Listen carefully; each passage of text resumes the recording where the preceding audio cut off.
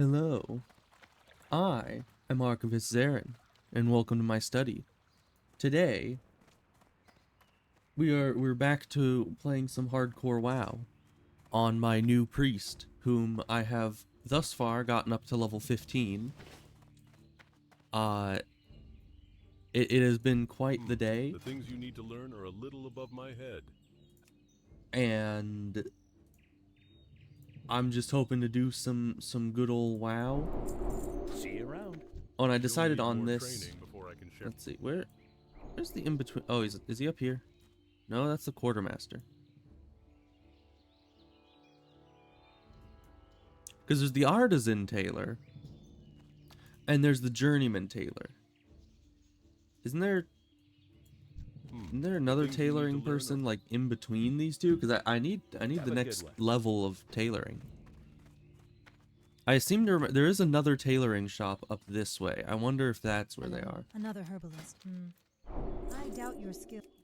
But yeah, so I was already in Sentinel Hill. I was like, okay, we're gonna do some Westfall quests, and then I realized that both of my professions are pretty much at their max level for this. So I needed to come back here and get more training to be able to actually do those efficiently. And I remembered that like 2 minutes before the stream was supposed to start. So yeah, I'm a professional. I know what I'm doing. Totally don't forget everything all the time. But I got them, so we're good. Yeah, I've been going herbalism for the good money, and then tailoring because, I mean, tailoring's always useful for cloth wearing classes, and it doesn't require a gathering profession to go along with it, so it won't interrupt my herb selling at all, which is quite nice. And of course, I sent all the money that I had on this character away, because of course I did. I didn't want to play this character if they had the 100 gold on them. So that's safely on one of my other characters. Hello. Let's see, I'm gonna put my spare stuff in here. Probably don't need all these scrolls either, but that's fine. Safe We have 8 travels. slot bags. We're probably good for now on inventory space. But yeah, I've just been jumping between the I was gonna say Norse. No, between the dwarf and the human Looking for lands. something specific? Doing the quests over in Lochmoden as well. And now I'm just starting on Westfall. As you can see, I haven't really done any of the Westfall quests yet, but we'll get to that. And hopefully, I mean, there's a lot of Westfall quests, so hopefully by the time I'm done with that, I'll be around the right level for Dead Mines. But who knows, I might need to do all the Westfall quests and then jump back over to Lochmoden again, finish up like the elite quests and higher level quests over there, and then come back here again just to get, you know, Dead Mines ready. Who knows? But certainly for the moment, we're just going to be doing every quest in Westfall, essentially. Which will be just great. I mean, it is like the 50th time I've done the Westfall quests, but it's kind of an integral part of leveling a character, because you need to do all these quests in order to get the Dead Mines quests in order to actually do Dead Mines, so it's not exactly something I could just skip or go do something else. Though I've been trying to think if it would be more efficient to go down to the lighthouse and get Moorsman on the... No, not Moorsman. Why am I thinking Asheron's Call quests? No, it's... What's the name of this one? The Coast Isn't Clear. That quest. Yeah, in Asheron's Call, the Moorsman on the Shores quest is the one where you go to like the different cities and clear out the Moorsman forts. But no, these are Murlocs, not Moorsmen. And while they are still on the shores and it is still a quest pertaining to them, it's not the same thing. So I was thinking I would go down here and get this first, because I'm going to be killing Murlocs anyways for Murloc Eyes. I might as well have the quest to get all those. Additionally, I'll be doing, like, the quest to kill the Harvest Watchers, which, you know, having the quest for the oil would be nice as well. Not that it's necessary, I mean, you can get the oil either way, but it would still just be nice to have it there. So I can see the progress right in front of me on the quest meter. But yeah, everything down here is probably going to be pretty high level though. I guess I'm a little higher level for the zone anyways as well. So who knows? We'll see. We'll see how badly things go. I think old Murkai is like what, 21 or something. That is way too high level for me to deal with right now. So let's just hope that he isn't there blocking my path.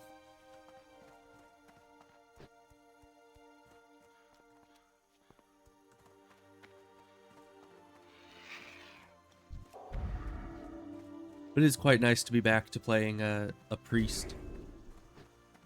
Yeah, I was enjoying playing my druid for a while there, but I don't know. It's just, it's not a priest, so. And this time, you know, against my better judgment, I've started going, like, I went and got healing focus, so I can actually heal in combat.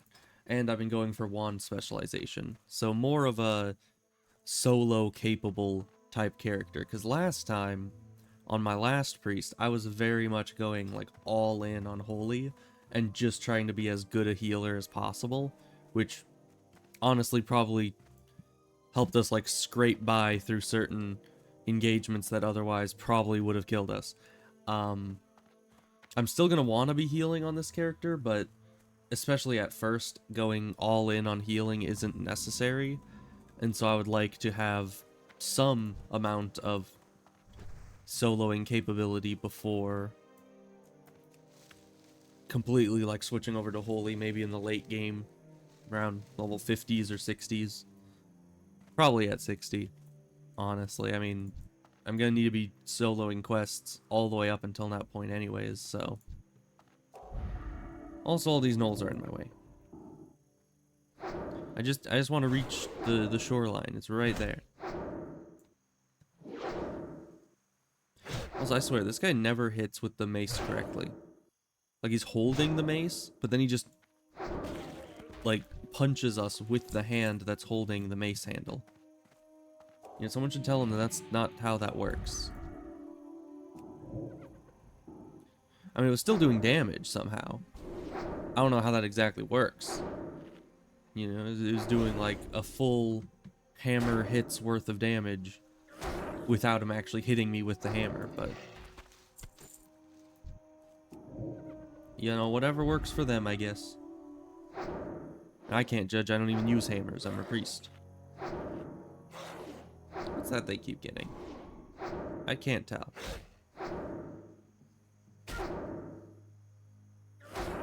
But they seem to eat something in combat that, I don't know, boosts their strength or something.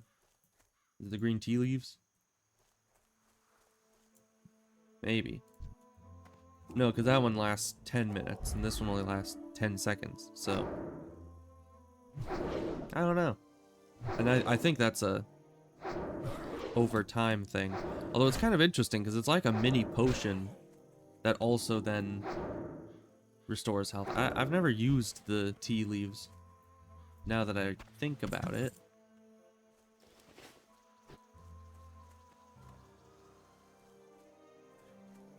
Okay, we're at the shoreline. Actually, I didn't need to kill the gnolls, because apparently the lighthouse is further down. I just was not paying attention to the location exactly.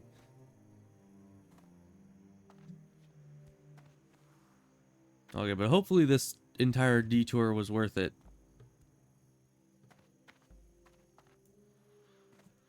Because I don't usually come down this far, this early. Yeah, level 20 old merc guy. That's kind of spooky.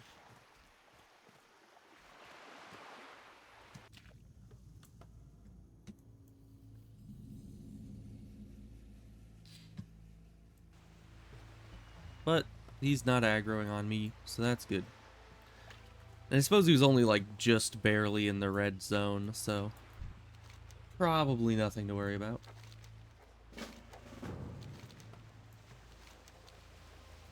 Okay, we got all the quests. Now we're gonna leave. Oh, someone's killing Merkai. Nice. Good for them. So yeah, we need to get more Knoll Paws, more oats. We need to kill Murlocs. We need to kill boars. Literally like everything in the zone we need to kill, essentially. So that'll be fun. That'll be a good time. Good old Westfall. They're basically just like, hey, go and kill everything you see on the landscape. Which I suppose is actually kind of accurate to, you know, human history. We're just like, you know what, we like this farming thing. So now, you know, wolves kill our livestock, so we'll just clear out the entire wolf population.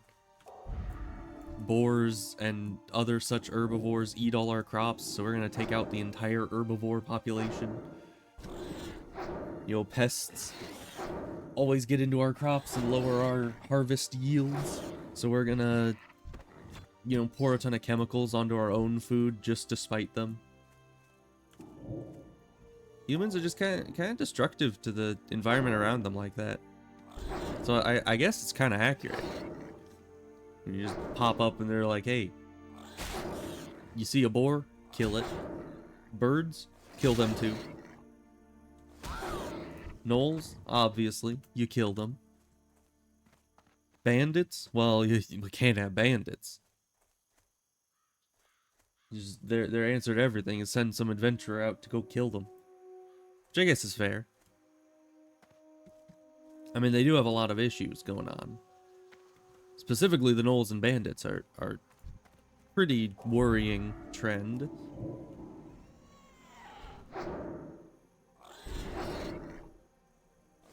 But I do still think that a lot of the quests you get to just slaughter hundreds of wildlife are a bit over the top, you know?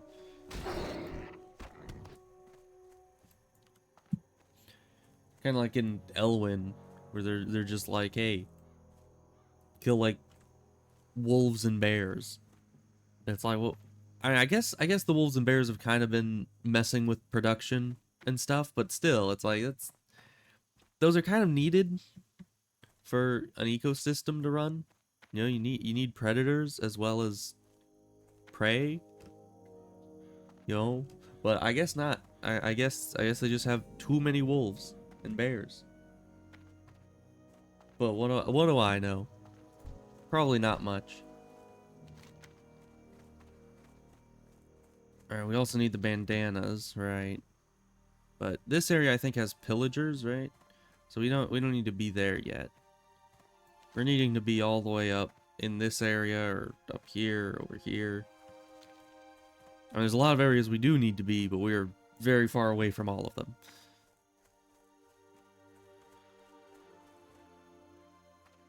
Which kind of sucks, you know, my whole plan of going down here and getting the quests. Because up here is where all my quests actually are. So, not my brightest idea, but I just felt it would be more efficient that way.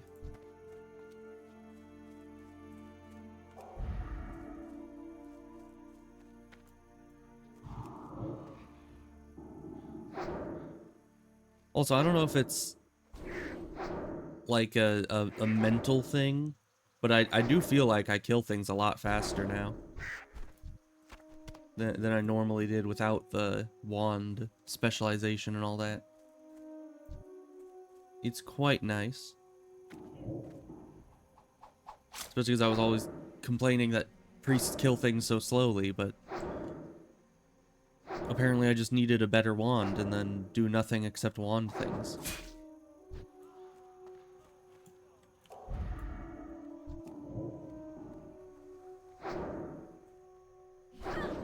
I mean, it's working out so far for me.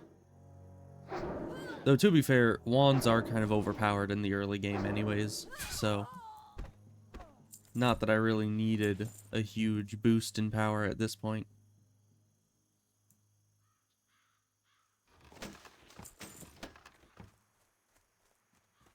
Alright, got a bunch of random stuff out of the chest. Yeah, these early chests, they're not always very useful. I mean, the best thing I got out of all that was silver leaf. And that doesn't sell for, like, anything. So, not all that useful. But, it's fine. Oh, and I should actually keep any light feathers I find. Because I remember that being an issue.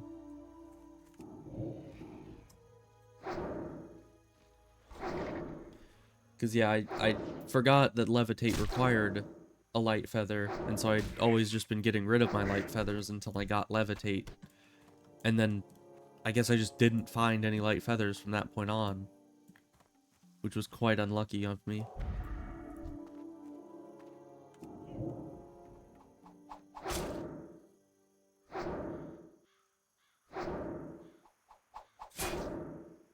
Also, these dagger throwing guys are kind of a pushover.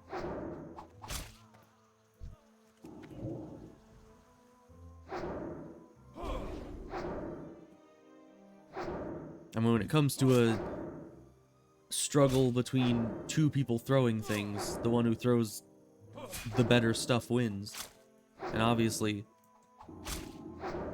my wand is better at throwing stuff than their knives.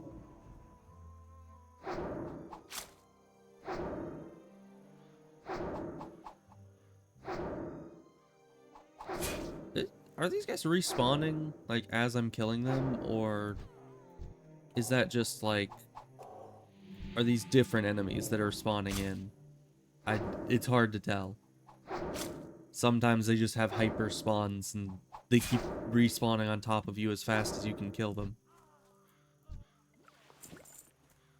Yeah, I think that's hyper spawns. Which, I mean, is partially good, I guess, because I mean, I won't need to leave this spot to finish the quest. I just stay here and kill these two as they keep spawning. But still, it's, you know, I'd like to grab my loot without enemies respawning right on top of me. Okay, thanks. Okay, now they've stopped, so that's kind of unfortunate, honestly. I was hoping that I'd just be able to sit there eternally.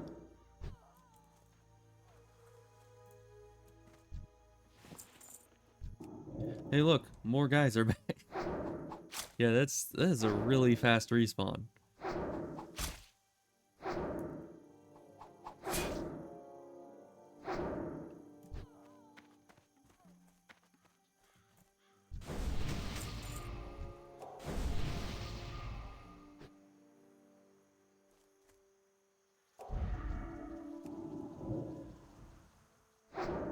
Okay, they're not actually here to kill these. That's good.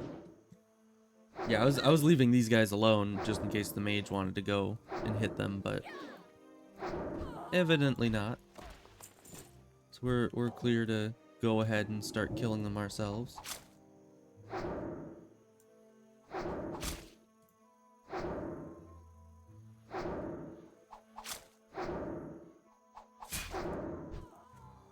Man, but they're almost respawning too quickly.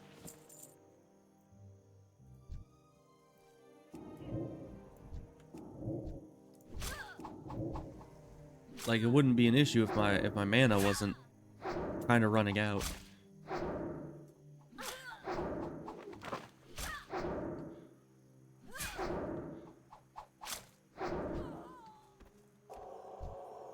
And of course, there's another one. We'll just hopefully not pull them until we're done with this guy.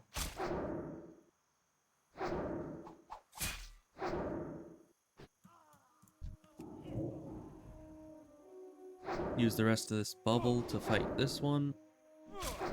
It didn't last long, but that's fine. It doesn't need to. We're low enough level that we can fight without a bubble. Why you guys always gotta be guarding my loot?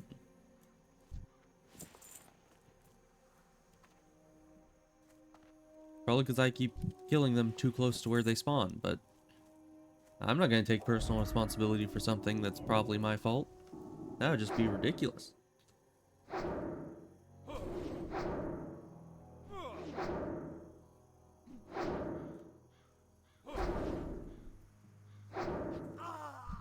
You know, it's surprising that nobody else is here killing these. Generally, this place has like 2 or 3 people farming it. Either there's just nobody else out here doing this quest, or maybe they're just at the mines or something. Because there's a couple other locations these guys spawn in. It's just this is the one that's closest to town, so usually the most popular.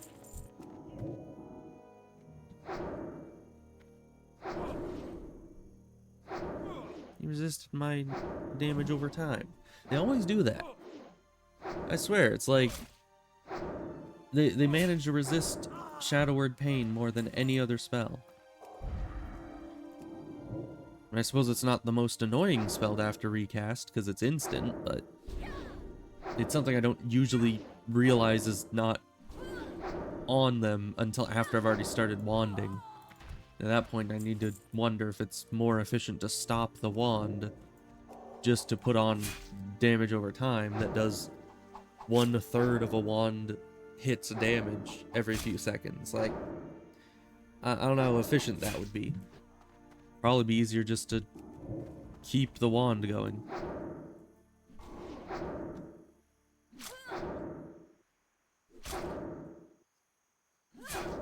Well, let's see, we just need 5 more of these after this. And 5 more of those. We're almost done.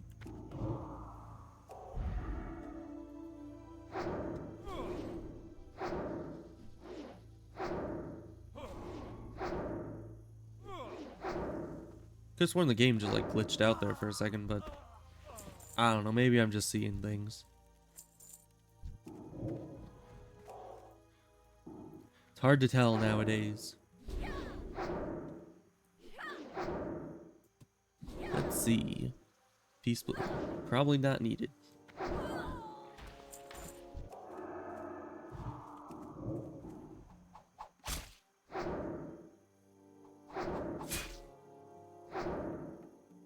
Okay, so they respawned.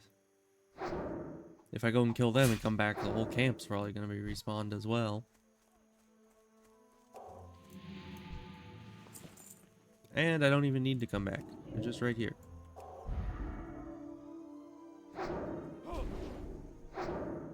Man, we're actually getting a lot of the bandanas too. Usually I don't get... I get like around 9 or 10 of the bandanas by the time I finish the first leg of this quest. But we've been getting some good drops on them.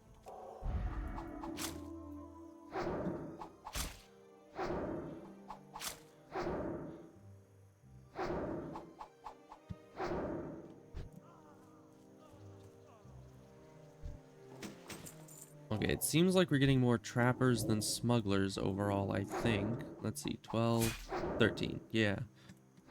So, hopefully that evens out. Wouldn't want to have to be killing enemies that aren't part of a quest.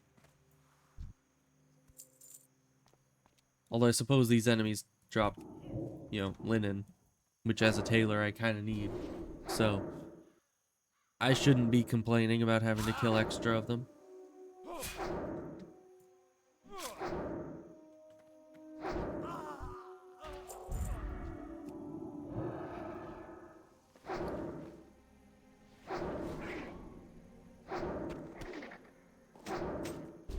So let's just organize all this out, as I usually do. There's not much else to do while just sitting there, constantly wanding an enemy. Of course, everything here that spawns is all trappers now, the second that I don't need them. Why does the game always do this?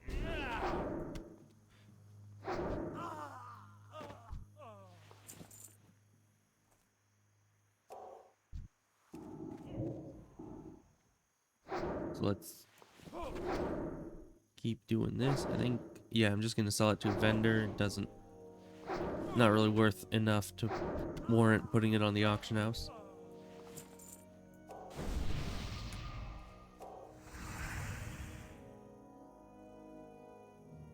Yeah, there's just no smugglers. I suppose since we're already done with most of it, we can just carry on and hope to find some of those smugglers at a different location. Which, I mean, there's another area that they spawn, like, right over this hill, so... shouldn't be an issue.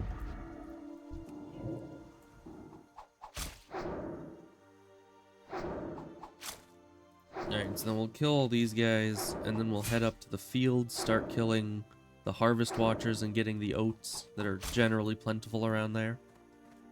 And then head further north, kill more gnolls. And then maybe start on the murlocs that are up there. Get the murloc eyes.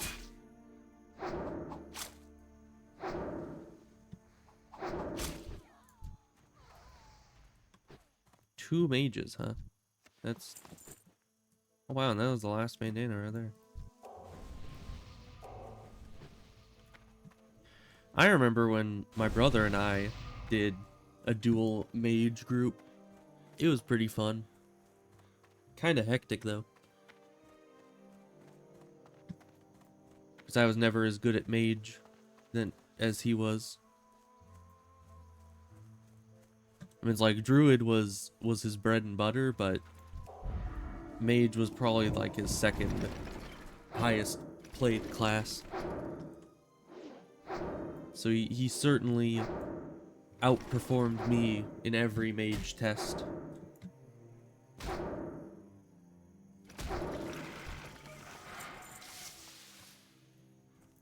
Let's see. It looks like someone's already been here lately because all the oats are gone. And there's corpses. You know, one or both of those would be a good sign of human interference. Which is unfortunate, because sometimes it's kind of hard to find those oats. But I guess I got plenty of time to do it. Seeing as how it's not exactly a quest you need to get done right at the start of the zone. Even though it's gotten at the start. I mean, interestingly enough, it's counted as a level 14 quest, so... yeah, that'll stay relevant for a good while. Because I think 14 things turn green after 3 levels, right? So...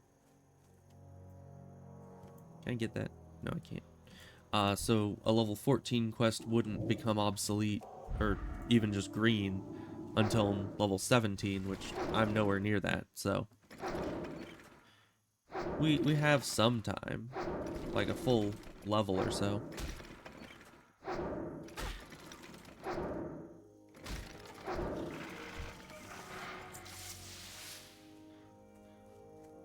But 20 Harvest Watchers, there's always such a long quest to get done. Although once again, I don't think you're supposed to do it like dedicatedly. I think you're supposed to just kind of do it passively while you're doing the other quests. So I might just be doing it wrong, but let's see. There's no oats around here, so let's move on. Hey, look, oats. Never mind. I wasn't saying anything. Yeah, let's move up to this field where we can also get the pocket watch out of the house. Which I think there's also some Defias around there, so I probably could have waited, but you know, could have waited on killing all the Defias before I got here, but you know, that's fine. It's mostly the Benny what's-his-face guy. That's, you know, the issue in this area. I think you only need to kill 1 or 2 other Defias to get to him.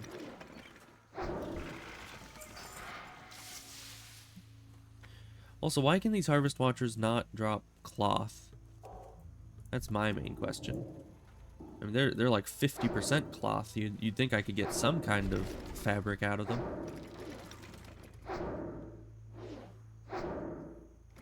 I mean, you get mechanical parts from them, so I'm obviously disassembling them to some degree.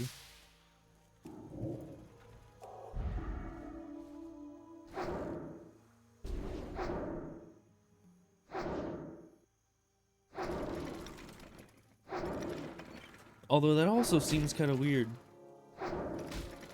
Because as a non-engineer, how do I know which parts are actually of any value?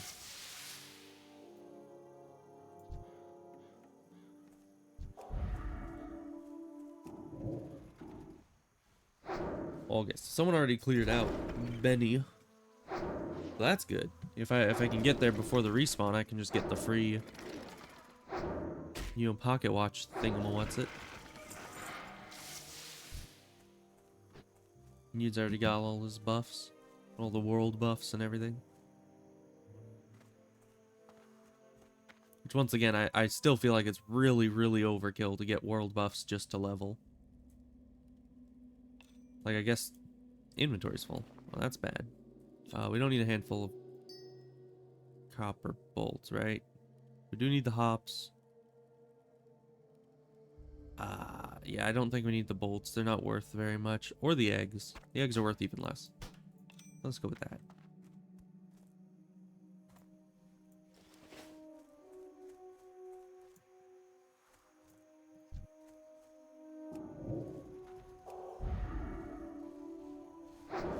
Yeah, it's like if you I know it might speed it up a bit, because if this is like the third or fourth character someone's leveling, they might just want to speed through it as fast as possible, but at the same time, how much does it really improve your chances of making it to 60 by just having world buffs at level 10, you know?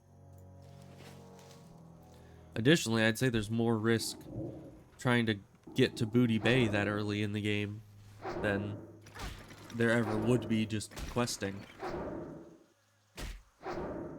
Unless you're like a super overconfident person and you try to pull entire groups of enemies, then sure, you might die without world buffs, I don't know. But I think that's also just a very weird way to play a game where any death is permanent.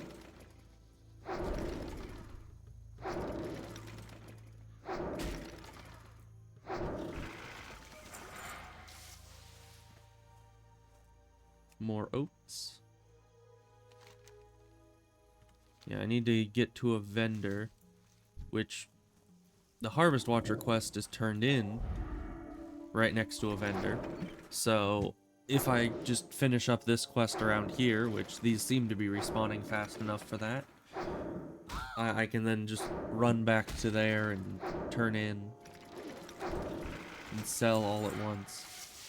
Of course, the issue with that is until that point, I need to actually be able to hold anything these things drop.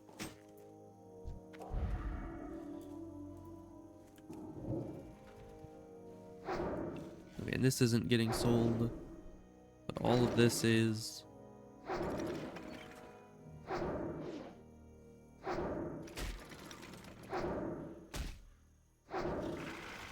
So I'm just looking at my inventory, and every so often I look back over to my health bar like, I'm not dead, right? No, I'm good. We don't need boar meat. We want pants.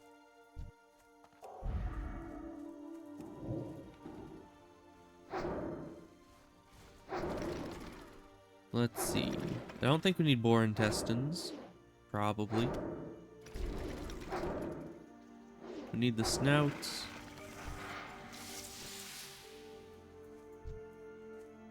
They already have buffs as well.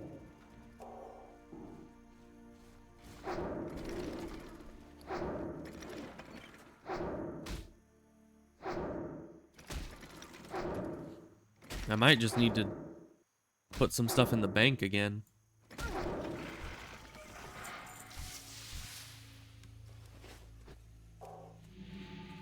I have like the Tiger's Eye and Shadow Gem. It's like, I'm not gonna be using that for anything right now. Actually, I don't think tailoring does anything with gems at all. So I might just put them in the bank to auction them later.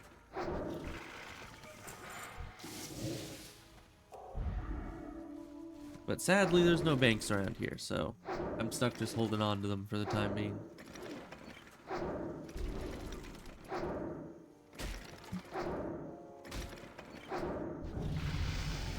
There we go, level 16. Very nice. Let's get our last level of wand specialization. And I'm going to be going into probably improved powered fortitude before jumping back to holy. I think. Because, you know, if I'm already that deep into discipline, why not just get the next most useful thing in there? Yeah, I was also considering going into, like, improved powered shield, but seeing as how, like, at least 50% of all tanks I'll be dealing with are warriors, and you don't want powered shield on a warrior, I don't think it would be a very smart way to go.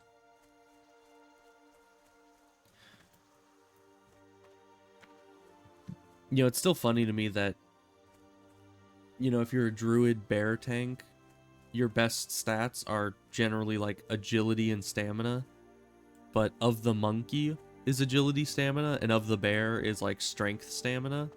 And I guess strength is also very useful for bear tanks, but generally I think the stat you're wanting to stack in any feral situation is agility, because for a bear that increases your dodge chance and your armor, and then for a cat that just straight it increases your damage. So I kind of feel like it's weird that Honor, friend. Light bless you. something that's of the bear wouldn't be For the best item for a bear. What can I do for you? Wait, you're not a vendor? Have a good one. Isn't there a vendor here? Or am I... Or was it you? Are you What the can I vendor? do for You you? are the vendor. Okay. I was getting worried there for a second. I was like, I'm pretty sure there was a vendor here. I was kind of counting on that to be able to sell. Oh, wait. It doesn't sell in the auction house for much more than selling to the vendor, so we'll just leave it at that. Let's see. This will keep. This will keep. And I think everything below here is either a quest item or something I'm keeping. So that's unfortunate. We've just got 2 bags worth of free space to our name. Oh, and we need to turn in this quest. Right. Well met. For the Alliance. 2 spirit, 2 stamina. That's pretty good. Go with honor, friend. I'd replace 4 stamina for a 2 spirit, 2 stamina. Greetings. Be careful.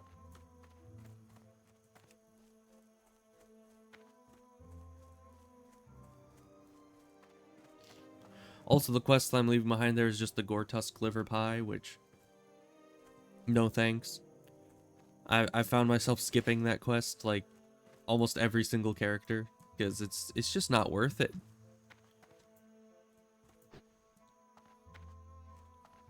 You know, they have to pay me a significant amount of XP or money to get me to farm that many Gortusks or buy the livers off the auction house, which I know some people do. I don't know, maybe you're going like a completionist route or something, but for me, it's like, that's not worth it. Why would I do that?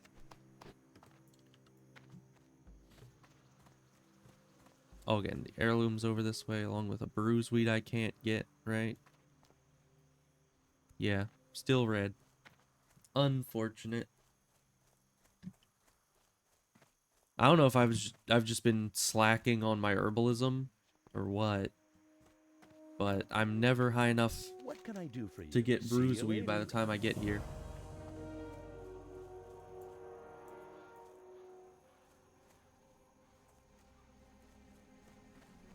Yeah, I don't want to pull a rusty golem. Those guys give you tetanus. And I think, isn't that... It might just be reduced stamina, that one, which wouldn't be bad. I mean, it would kind of suck, because lower max health makes me less tanky, and thus higher chance that I'll just die to something. But overall, I don't think it's a very important stat for me. But it might also be the one that reduces spirit, which would really kind of suck for me, I think. You know, spirit means no mana regen, then I can't kill enemies correctly.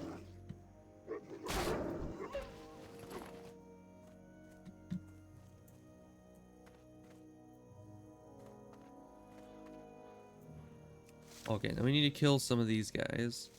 Not the raiders, the coast runners. Wherever those guys might be. Supposed to be somewhere in here. There's one. But I think I might as well just go around and find them up the shore a little ways. Because going through an entire camp of raiders just to get to one coast runner out of 7 doesn't seem very worthwhile to me. Also, somehow I threaded the needle there. I honestly did not think I was just going to be able to walk right in between all those murlocs without one pulling. But you gotta try, because sometimes it works out.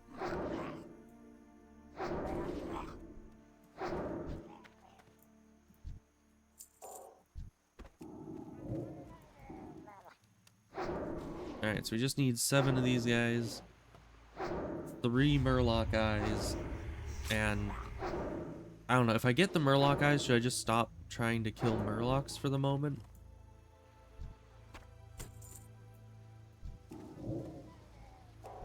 Because I was thinking, if I were to kill all the coast runners and not get the eyes, I could move up the shore and start killing the next version that I need to kill of the murlocs.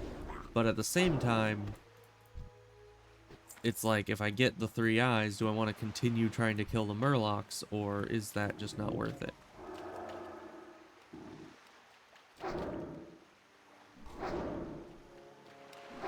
Probably not worth it. Probably want to just break off after that and start killing the gnolls.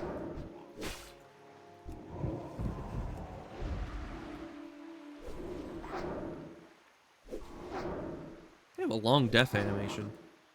I was just sitting here, I was like already starting to fight this guy, and I just hear thunk from over there, and it was just the end of their animation. Hey look, more coast runners. Perfect timing, I was just running out.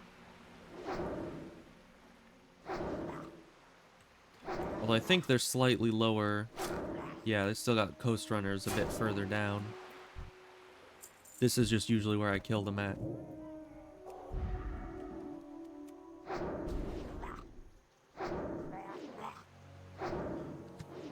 You know, on my druid, I don't know if it was a smart idea, but I was, you know, a night elf, as one would expect for being an alliance druid, but I was trying to do the split zone leveling, so I had to go to the human zone.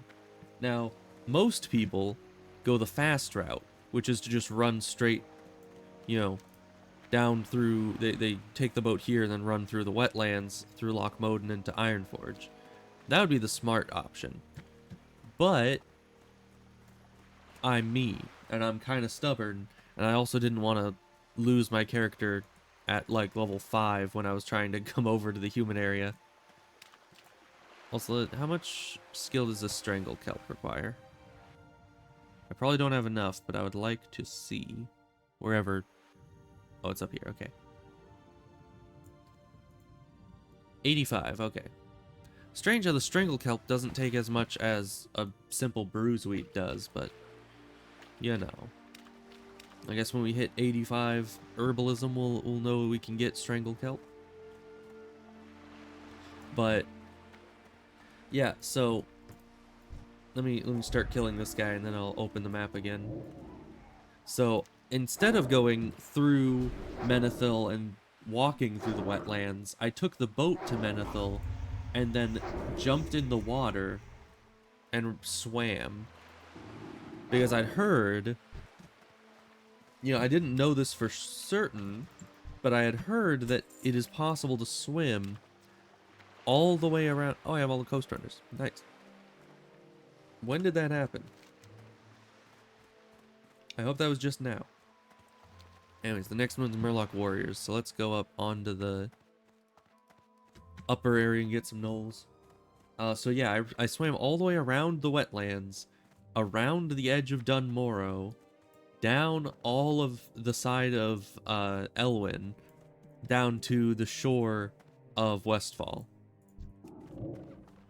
And so I breached the water like right over there, just swam in, got up onto the beach there, and then some kind warlock escorted me from the beach side all the way over to the edge of Elwyn, because, you know, I was level 5 trying to come over into the human area to do some questing in Elwyn, so I obviously was not high enough level to face the level 10 Murlocs all along the shore.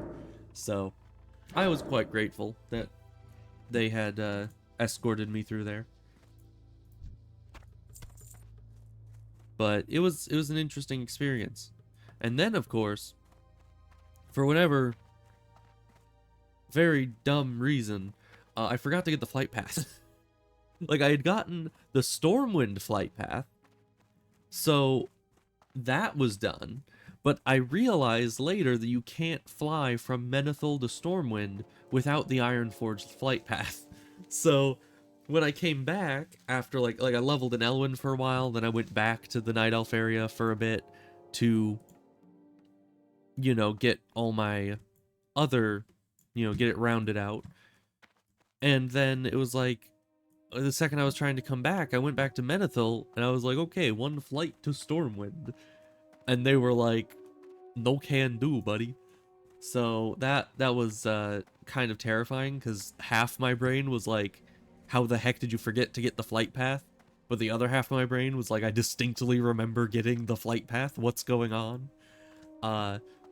So what I had to do, and this was even dumber. This was worse. Like, at this point, I was like level 14, I think, because I did a bunch in Elwyn, and then went up to the Night Elf place and did a bunch of quests there. So I was pretty high level at this point, probably around aquatic form level, which is one of the reasons why I wanted to get to Westfall again, was to do the aquatic form quest, which is a nightmare in and of itself, but, you know, that's fine.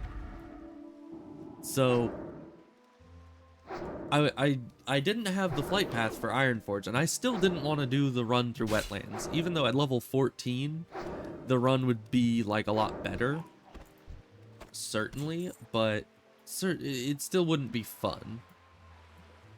And I still had a very high chance of dying, because I didn't even have, you know, I was a druid, I didn't have bubble, I did have bear form, but it's like, that's not going to help very much, is it? You know, if a level 20 something enemy latches onto you, you're just kind of dead. That extra like 180% armor isn't gonna save you. But essentially, oh great, we got a crowd coming.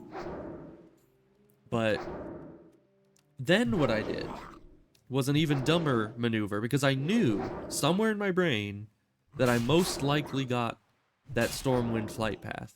So all I needed to do was unlock a flight path that was connecting to Stormwind, which, in my mind, as far as I knew, there was only 2 routes I could do, which was 1, go through wetlands and get to Ironforge. That would connect the flight down to Stormwind. Or, what I actually did, which was infinitely a worse idea, was go, like, take the boat to Menethil, take the boat from Menethil to Theramore, then swim from Theramore around all of the coral sharks, threshers, and murlocs up this route to up into the Barrens.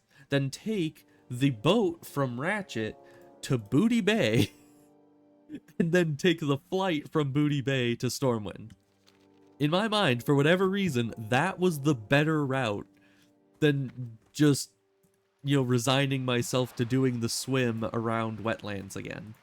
You know, I mean, it's like a half-hour swim, so I was very hesitant to do it a second time on the same character. But, I mean, it was the one way that would 100% keep me alive, but I was like, you know what? We're going to Theramore. The one place in hardcore that I have lost a high-level character, and I was like, you know what? We're going back. For some very, very bad reason.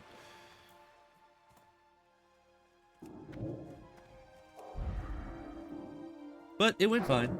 You know, my druid's still alive. They got to Westfall. They got the flight paths. I made a dedicated trip to Ironforge just to get the flight path so that wouldn't happen again. Of course, I also had the Ratchet flight path, so I could probably have just flown up to Ratchet and taken the boat again if that was necessary, which luckily it was not.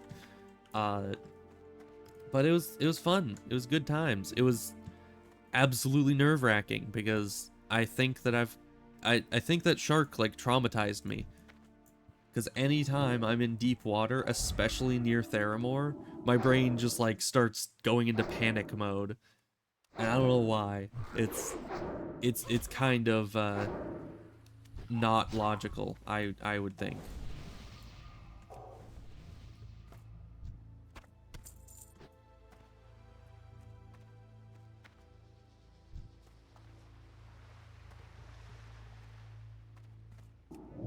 And I did see a coral shark while swimming. And at that level, I mean, it was very, very, very much skull to me. Because those things are like low 40s, so... Or mid 40s. I don't remember. Somewhere in there. And either way, it was quite terrifying.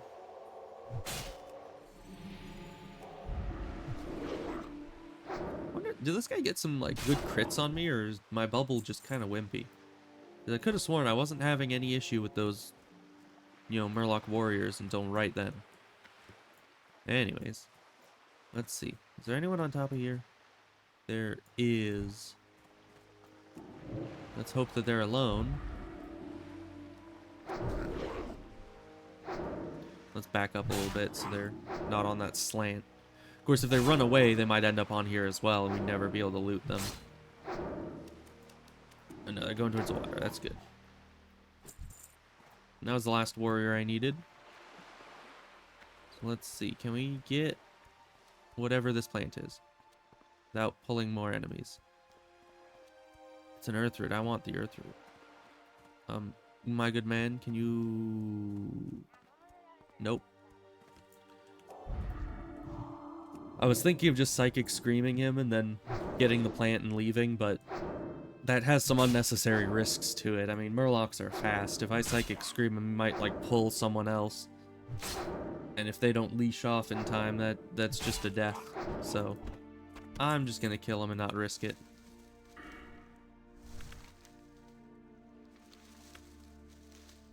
Alright, now for sure, that was all the warriors and coast runners. So, and I think the tide hunters and oracles are a little high level for me. So we're gonna head inland and start killing some gnolls.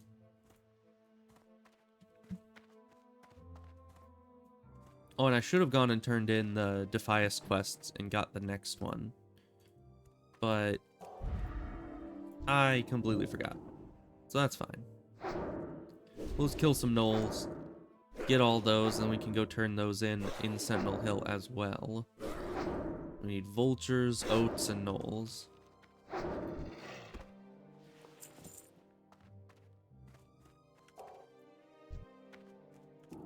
You know, I really like having tailoring. Just because normally when I find cloth, it's just, you know, an everyday occurrence. But then when you have tailoring, it's like every couple cloth that you get, you can just envision your professions getting better every single time it drops. So it definitely makes finding linen or wool or silk a lot more exciting.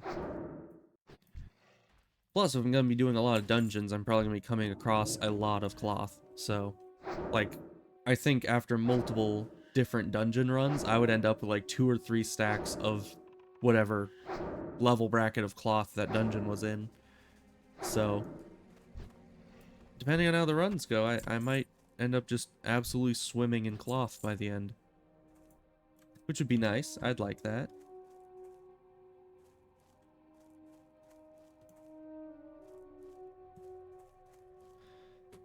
Let's head this way. There was a big camp of gnolls over that way, and I don't appreciate it.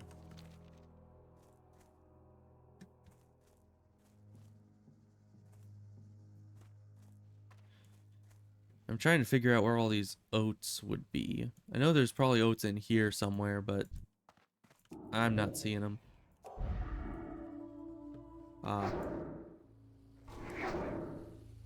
Luckily, I'm a bit higher level than I think I'm supposed to be for the zone, so these dust devils aren't nearly as scary as they normally are. Really, my inventory's full again? I guess I was killing a lot of murlocs. Oh, and it's the freaking clams. Okay, my inventory is too full to even pick up a clam meat. Those dang clams, they always take up so much inventory space. Like, can't they just stack? I mean, I guess they can't because each one has like different items in them, but I don't know. I think it should just be that they can stack. It always opens the top clam in the stack, you know?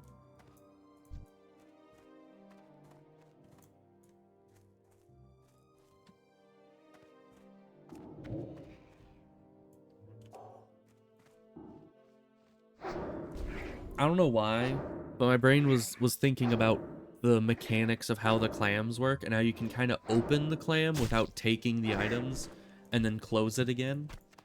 And then I was thinking someone could do something like they open a clam and see that there's a pearl inside, and then open another clam and see there isn't a pearl inside, and then they take these two clams and they go up to someone and the person pays them like half the price of what the pearl would be worth, and then they would have to like guess, almost like pearl gambling, to see if they can pick which one has the pearl in it.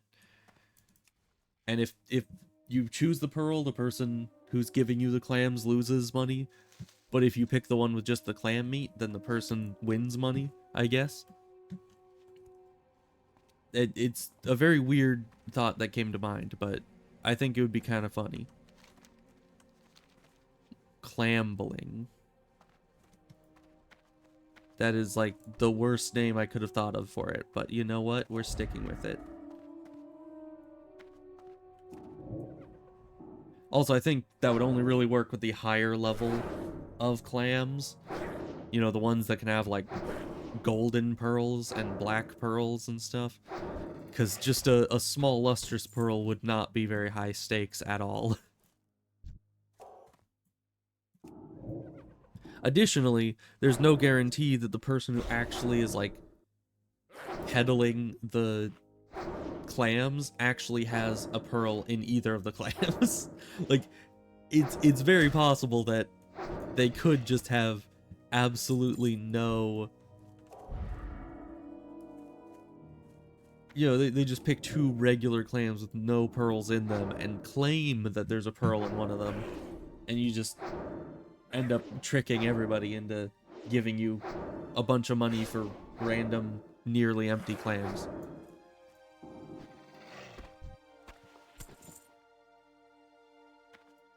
Hey, those bracers are pretty good. I'll take those. We're also out of inventory space again. Dang clams. I knew I shouldn't have been doing so much clambling.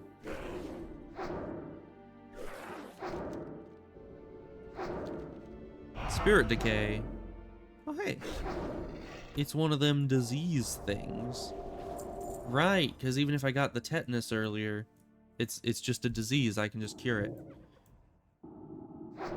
My brain has not been working in, you know, you are a priest mode recently. I think half my brain still thinks I'm a druid who can only, like, cleanse poison or something. I don't know, I don't even know exactly what druids get. I haven't really leveled one up very high in a while. All I know is the cleanse poison, because you get that one druid quest to get it. Which is still really weird that, you know, priests can just cure disease with no special quest or training or anything, but druids specifically, they were like, you know what? We need like a dozen different druid quests. Same with cat form. Like, who the heck thought that it is a good idea to have a whole quest for bear form and then no quest at all for cat form, which is arguably the same importance, if not more important. You know? Oh yeah, I was killing him to get the plant. I was about to just run right past the Briar Thorn, because I was like, oh, I'm done with the enemy. Time to move on. Inventory. I guess I must put the Swift Thistle in my bank when I was at Stormwind. I could have sworn I had one of those. We don't need bread. We can heal ourselves. We don't need food. And we need buff food, but we don't need regular food.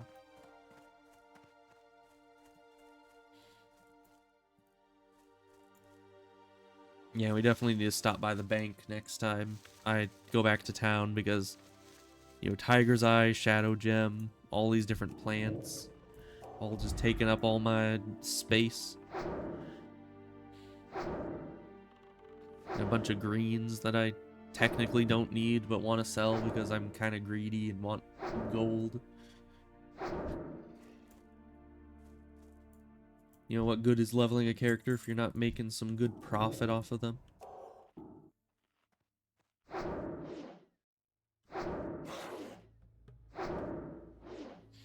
Which is also why I'm very, I've had tea leaves. I guess they sell for 14 copper each, so that's better than most junk items. Yeah, but they drop a lot of them at once. Like 5 more tea leaves right there. But in 60 mana over 10 seconds, I don't know how useful those are. Unless they don't have a cooldown. If they don't have a cooldown, then those would be better than most potions. Because that's just 30 instant health, I think. But I assume it would have a cooldown like a potion does. So I don't know exactly what niche they were trying to fill with that item, but it is very confusing to me. Oh, did I get... I did, okay. Oh, hi, Harvest Watcher. Yeah, I was just checking to see that I for sure did get the quest to get the simple compass. Because we're going to be in this area pretty soon here. And I'm going to want to have that quest so I can do it.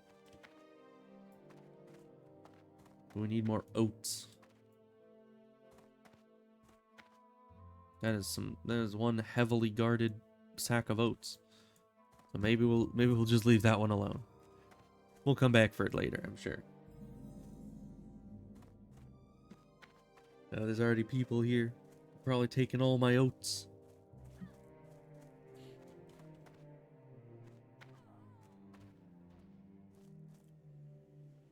There's some oat. Or wait. No, that's just a plant. That's not oats. Where's the oats? I'm not seeing any. Oh wait, there's some. That's not a plant this time. Or a mirage. It's actual oats.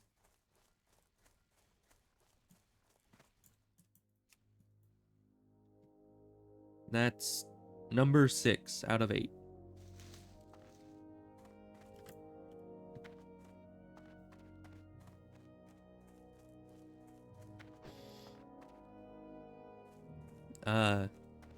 When I said 6 of 8, my brain translated it to like pieces of 8, and then it went on. You know how your brain just can take one little thing and kind of spiral into a really weird train of thought that when you finally pop out of it, you can barely even comprehend how you got to that point yourself. Well, it started with me saying that I needed 8 oats, and I ended up thinking about an old Xbox game that I wanted to play and how I should stream it at some point, and then all the different modifications I would need to make to my computer setup to actually be able to stream an Xbox game. Because like when I played Tai, that was an existing computer port of the game, so that one doesn't really count. Oh, I saw the oats in there. You just go away. I want the oats. You shall protect the oats no longer. But yeah, I'll basically just need to get, like... I think they were saying you need a video something or other, something that I could plug in the output of the Xbox to, that would then translate that output into an input for my computer that would then pop up in like a window. So it's like I'm playing it on the Xbox, but the display is happening not only on my monitor, but through my computer, so I can actually stream it.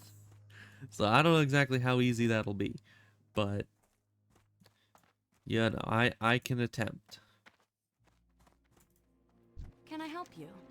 Okay, Be we did the careful. See you Westfall around. stew. How is my... Oh, because I have more than 8 of the okra. That makes sense. I was like, it takes 4 items to help? complete the quest, and the quest gives me 4 items. How is my inventory full? But that makes a lot more sense.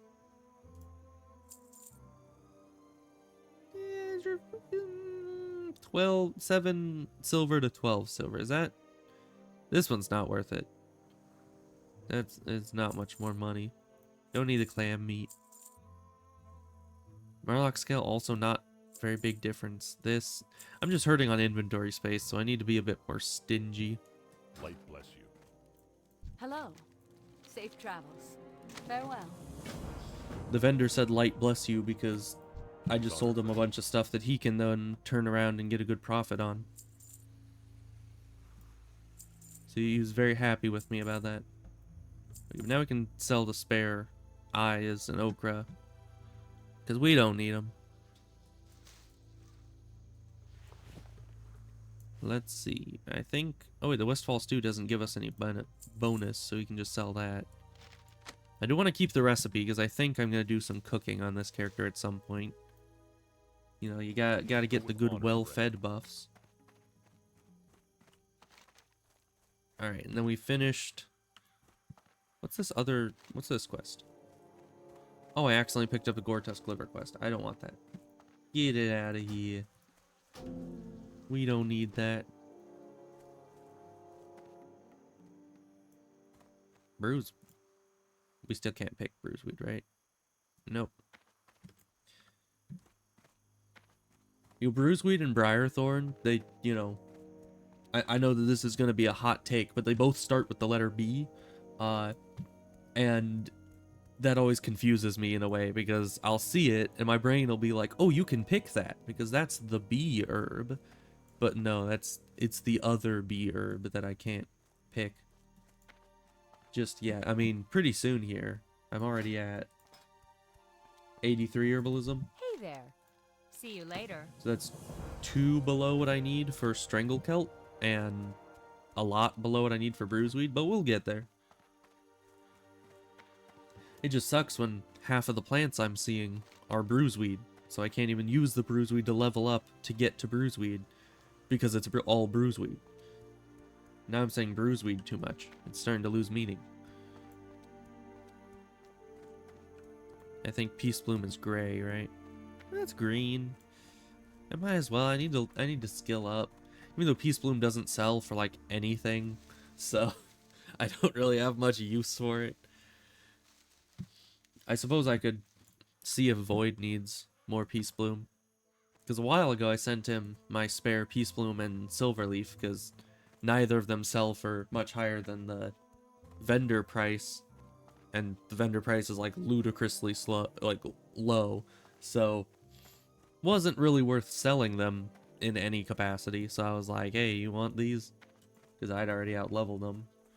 So I don't know, maybe he needs more. No, I wouldn't think so. You kind of out-level them fairly quick. I mean, not the Silverleaf. Silverleaf sticks around for quite some time with the minor defense potions, but I think the Peace Bloom you out-level, because that's just for healing potions, right? So yeah, that doesn't really stick around for too long. But who knows? I can ask him later if he needs it. Or maybe even just send it to his mule and just be like, hey, you need this. Why the heck? Why the heck was there a level 2 gnome in Stranglethorn? See, all these people trying to go after them world buffs. probably... I mean, I can't see any other reason a level 2 would be in Stranglethorn other than world buffs, but... These people.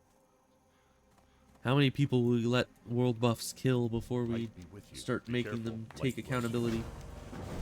For the Alliance. You need Okay, that's the something? Lakeshire For the quest. Alliance.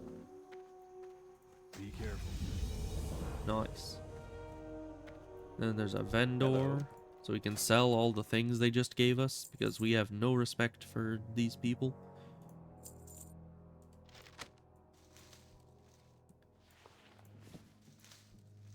Is there anything else they gave us? There's the Blanchie's blanket. Don't need it. Safe travels. You know, old Blanchie's now going cold because we took her blanket, but it doesn't matter because I got like 20 copper out of it.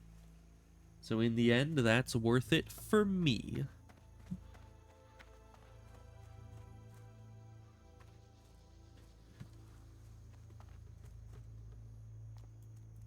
But also, how Well many met. blankets does old Blanchie have? Or maybe that's the twist here. Maybe it's not actually old Blanchie's Go with blanket, honor, friend. and it's actually just that they keep scamming adventurers out of the sacks of oats, and so they sell the oats on the side, and then they buy at, you know, a low price some thread, and then sew the sacks that the oats were in together to either make the blanket or the pouch that they then give you as a reward for all the oats. And thus it perpetuates their scam, where they just keep scamming people out of their hard-earned oats. You see, I think that is a perfectly logical and reasonable idea of what is going on in this area. Alright, I'm trying to figure out what I want to do next, because I could go for the pillagers, which I guess wouldn't be a bad idea, and maybe do the murlocs as well. But that's still orange. And Murkai is still very much orange. These are all yellow, technically. And a bit lower level, although I feel like the looters and pillagers are going to be kind of tough. And pillagers are always scary. You don't take them on lightly. And I was thinking I could go to like Ironforge to turn the report in, and then come back here, do the gunpowder thing. Or not gunpowder, it's just blast powder. Do that quest, and then go and do these quests with the hunting and stuff, which is like the only part of the zone I haven't done. Oh, and this one. But I think that's the one to kill the... Yeah, the leaders. That one... Oh boy. Even on my last character when I tried that, I was much higher level. Or not much higher, I was a couple levels higher, I think. Maybe level 18 or 19, and I still almost died to that one, because it's scary. You know, those leader guys, taking them on 3v1. I barely made it out of there, even after using, like, every trick in the book. But I did end up killing one of them on the first engagement, and then the second and third engagements weren't that difficult. But it's certainly not something I want to jump back into lightly, you know?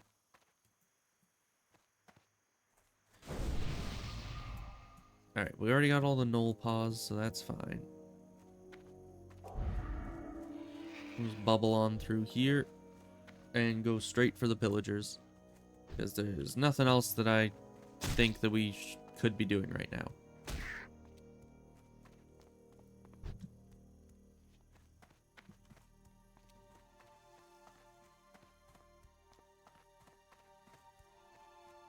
Especially because if the quest level can be trusted, these guys shouldn't be all that difficult. I mean, it's like the quest is 2 levels lower than me. So we shall see if my wand skills can match up to their fireball skills. Ow. 72 damage through my bubble.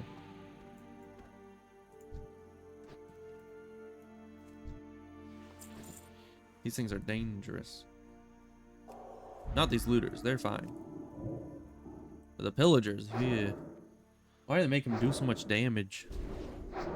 I feel like I'm back in Asheron's Call again with, you know, melee units that do absolutely no damage at all, and then ranged, like, mage units that can just one-shot you on a bad day. I feel like, personally, that is my biggest gripe when it comes to Asheron's Call and the state that it's in at, like, the end of development, was just the rampant issue of spells doing so much damage. Like, every single one of my characters, I need to max out my magic defense just to hope that I don't get one-shot by something. But it's funny because, you know, in Asheron's Call, it's not exactly hardcore, but on the hardcore server that I play for Asheron's Call, which I was actually thinking of playing some of that at some point, because specifically, they were talking recently about doing a wipe of the server. And if they wipe the server, then that means that I can get back in there and I won't be surrounded by like level 100 people that are all trying to kill me, you know? That would be preferable to maybe not have a bunch of people 10 times the level that I start at running around killing me. But certainly I'll consider that if I see that the wipe has happened at some point. And as I was halfway through saying, and then interrupted myself with a completely random thought, because I do that a lot, they were, on the server that I play for the hardcore, they actually, I think, lowered the damage that spells do from enemies. Because I've never had major issues with spellcasters one-shotting me on that server. And I don't know if that was just that the game back then, because it's, I think 2006 era server. So overall, it might just be that the game back then was really different, and spell damage wasn't as pumped up as it is now. But who knows? It could, I kind of assumed that they just lowered the damage because of the hardcore thing. And they didn't want people just getting one shot or something. I don't know. Either way, I think that would be fun if they do a reset thing. Because actually, I was in, like, right at the beginning of the hardcore thing. I was there when they were doing, like, beta testing for it. And I was actually top of the leaderboards for a while. Not on kills or anything, because I was not one to PvP people in hardcore. That not only did it seem kind of immoral to me, where you're running around killing people when they only have one life, but additionally, I was like, I don't know, I've just never been good at Asheron's Call PvP. You know, I'd say that I was decent at it. I was certainly better than some, but not good enough that I go onto a server full of PvP flagged people that obviously all are there because they want to engage in PvP and are obviously better at it than I would be. So I was not very confident in that. But I was still PvP flagged. I still went for the PvP game mode just in case, because, you know, it had some drama, had some risk to the situation. But yeah, I leveled real quick right in those first couple weeks. And I was kind of neck and neck with someone for quite some time. I don't remember exactly I don't remember their name, but I was right there for the longest time.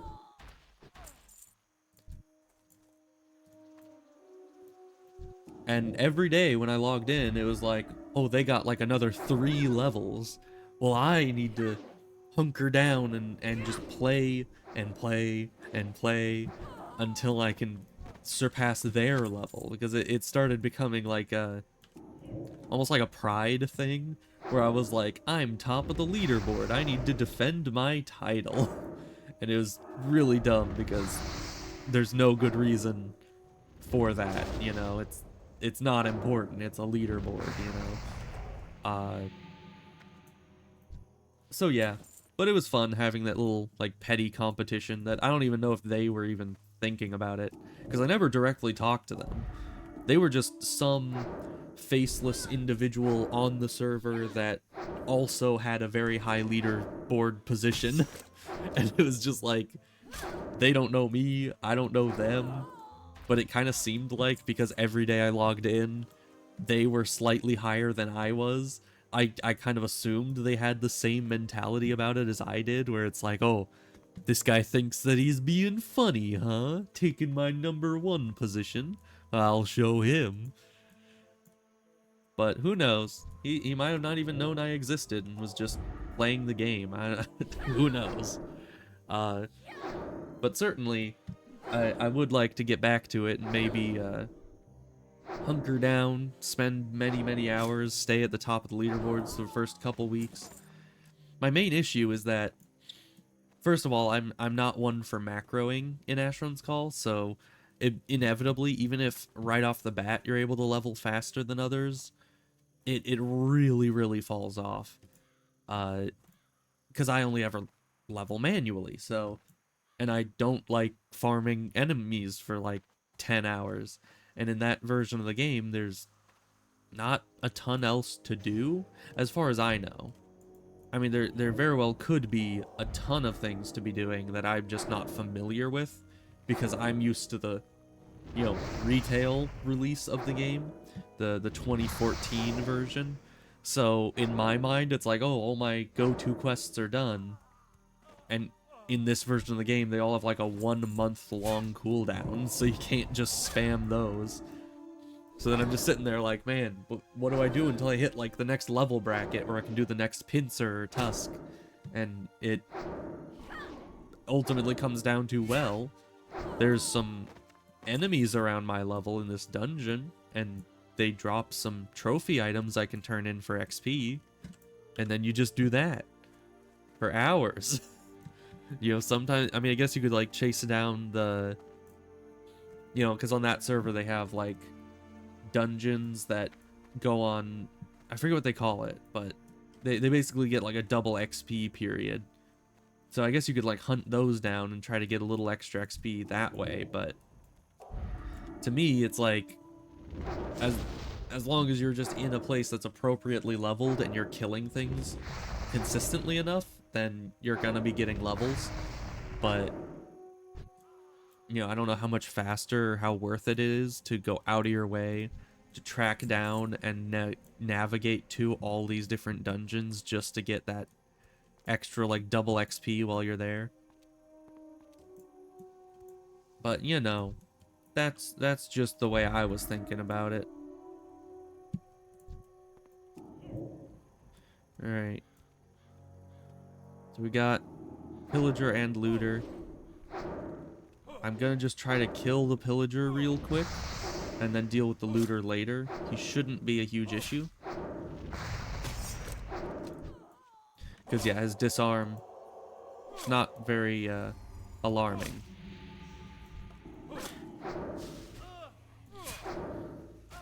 Hey, look, another Looter.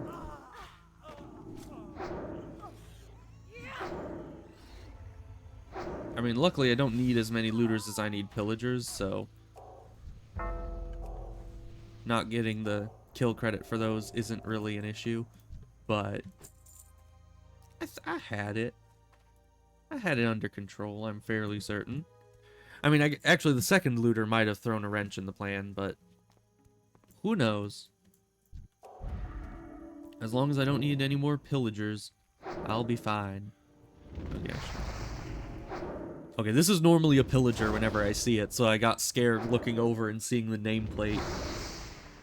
Because, yeah, anytime you see a yellow nameplate show up at the distance that I have the nameplates appear at, it generally means they're within range to start aggroing pretty soon. So when I saw that, I was like, oh no.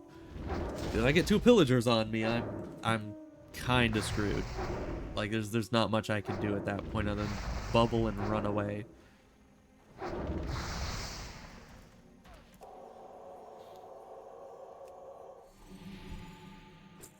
So let's see. That guy is a looter.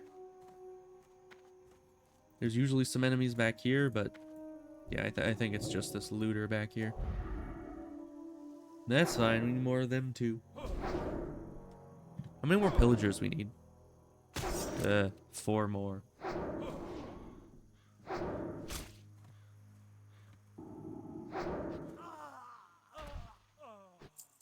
If you haven't noticed, pillagers are not my favorite enemy to fight. They are kind of scary. I don't much appreciate them. Rip.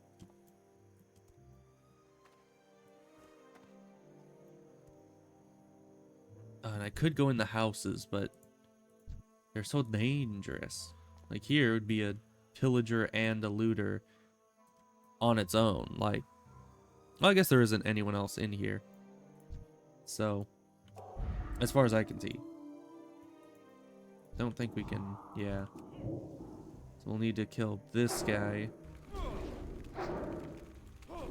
Try to line of sight the, oh gosh. Okay then. Get around the corner. Try to kill the looter because... And then maybe just line of sight these guys. And they're line of sighting themselves with the... I can't believe that worked. Just like hid behind a little pillar. They're like, you can't see me. Ow.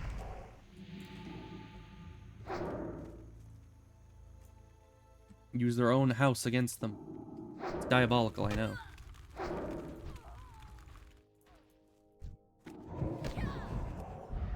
Alright, well, you know what I was saying earlier about if I got 2 pillagers on me, there's just nothing I could do? Ow. Turns out that was false, because I can just line of sight them. And most objects actually block line of sight. That doorway there was a bit iffy, but... You know, we did it. We're fine. Didn't even take much mana, it just took a lot of maneuvering. Yeah, I can't believe this worked. There's a person was here, and I just stood behind this, and it blocked both of them perfectly. That was great. Good times. Alright, well that was 2 pillagers and a looter, so we just need 2 more pillagers and 3 more looters. Shouldn't be too hard. Of course, shouldn't doesn't always mean won't. Ooh, and I wonder when I get my next wand. I believe my next level of wand would be Cookie's Stirring Wand or something. So that's, you know, Dead Mines level. I might need to do Dead Mines a few times before I even get that wand, so who knows, but hopefully it won't take all that long to get. I mean, on the previous iteration of this character, I got it my first Dead Mines run. So we can hope I have the same luck with the same character once more.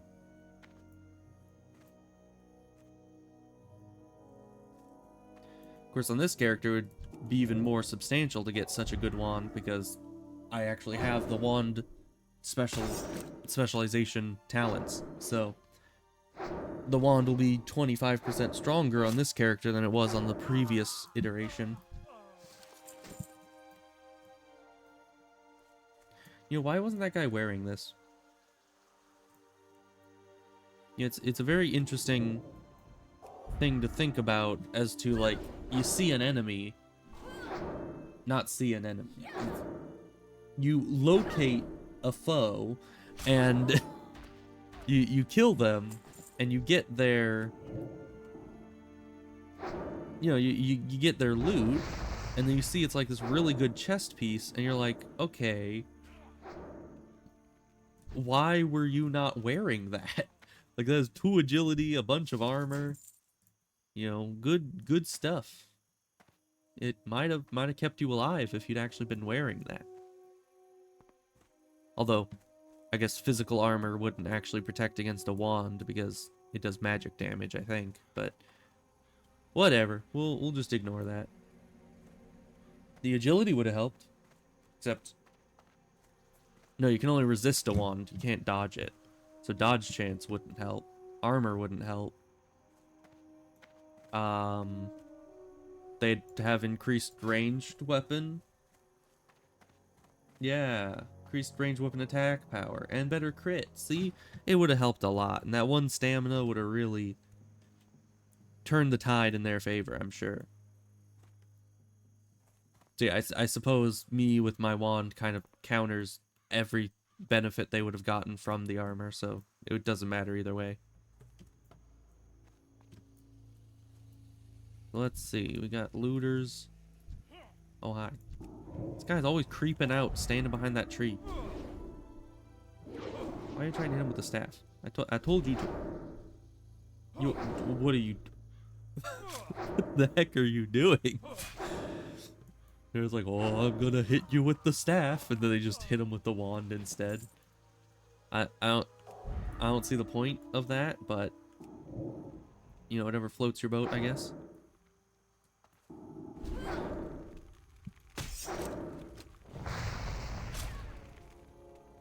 Okay, gonna hit this guy a bit. I can't line of sight that one. Yeah, they're in a bit of a unline of sightable location right now. Oh, well, isn't that lucky for me?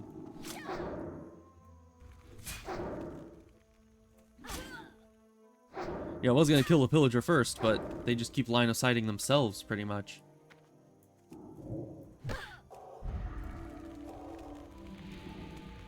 So I don't really need to, you know, it made it easy. Alright, that's the 15th pillager. So that's our quest done.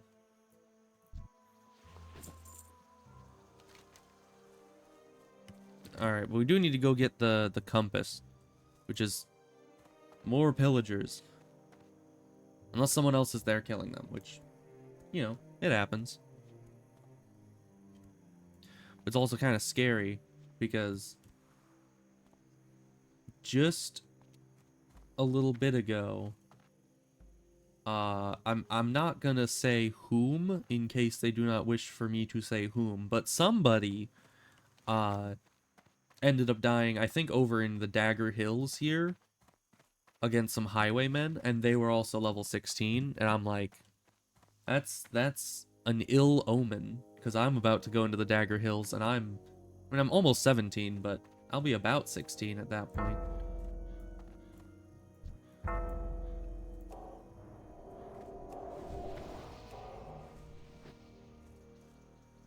So it's like, I do not wish the same fate upon myself that happened to them. For that would be tragic.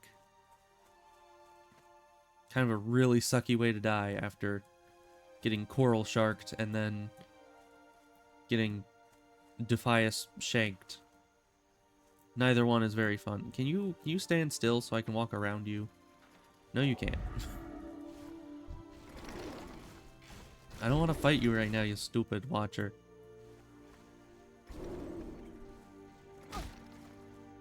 Thank you. These WoW enemies having their 10-mile aggro radiuses. Radii? I think it's radii, right? So are these pillagers? Pillager and a loot. No, those are just two looters. Okay. That's fine. We can kill those losers. Sorry, looters. Same difference. Well, watch, I'm sitting here like insulting the looters, and then the pillager will just respawn right on top of me.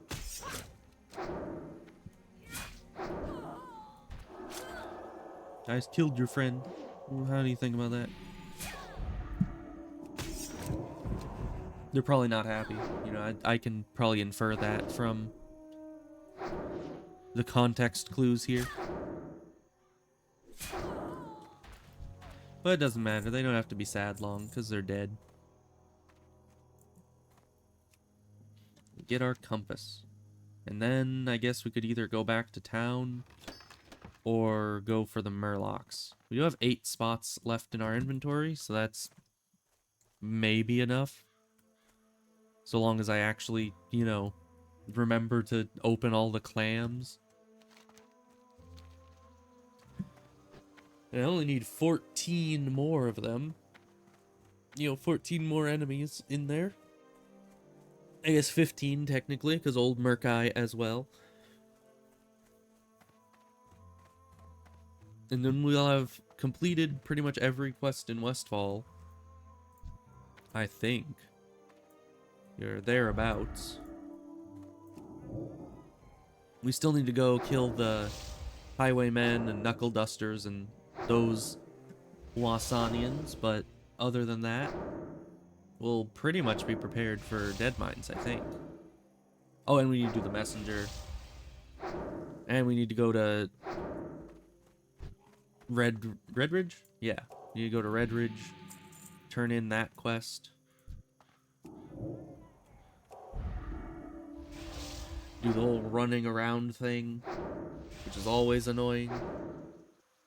And also I keep like getting the drink from the Dagger Hills in preparation to do the Dry Times quest, but I've never, like, on the 3 or 4 different characters on hardcore that have gone, ooh, what the heck is that?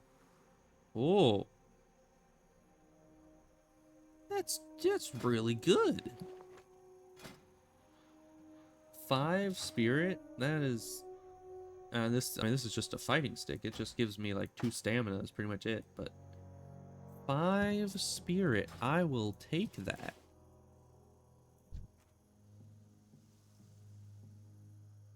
I feel like if I pull this guy's gonna pull. Okay, this guy walked away. Now come this way. Let me outrange you and come this way. Thank you. I appreciate you going out of your way to try to come kill me so I can kill you.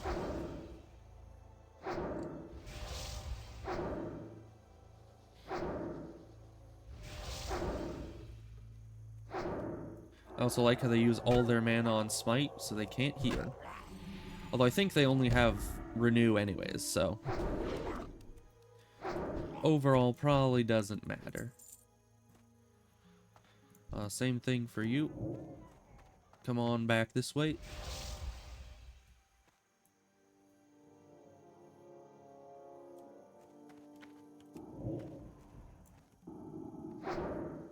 I was trying to think of something enticing that I could offer to a Murloc. Because I needed to like lure them over this way to get them alone so I can kill them.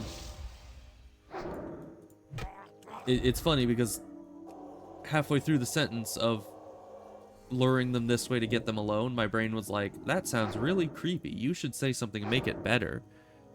And so then I was like, so I can kill them. And in my brain, it was like, oh yeah, that's much better because I'm just killing them for the quest. But then it's like, oh wait, that doesn't make it any better because, you know, people still kill people when they try to lure them places. So that doesn't make it any better. Can I grab this without you aggroing? Probably not. Apparently I can. Okay. That was very lucky. Because I didn't want to deal with a hunter right now.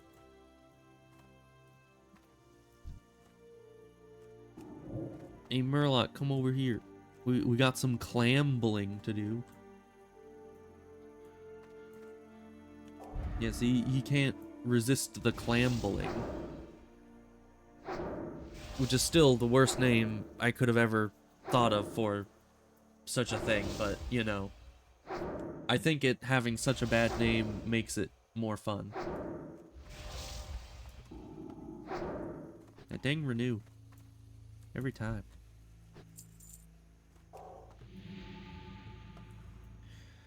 Oh yes, there's one there, but it's in the middle of the camp. There's a couple enemies up on top of this, but I think they're hunters. Yeah. Yeah, like 4 hunters up there guarding that Briarthorn, which I want the Briarthorn. I do not want those guys to attack me, so. Oh, are all the oracles locked behind hunters? Because I don't want to deal with them. Yeah, those guys will all pull if I try to get them. There's none under the water, it would seem. I think I just need to kill the hunter. which is unfortunate because I don't like to. Resist. Stop that.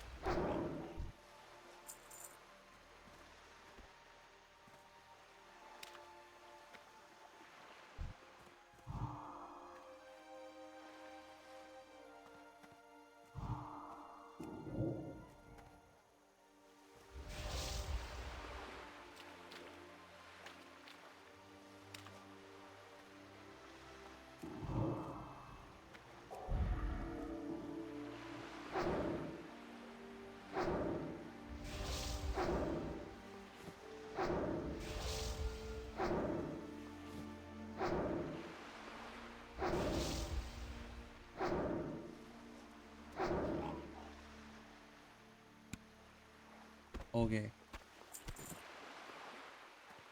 That was really risky, having to pull that guy way out from inside the base.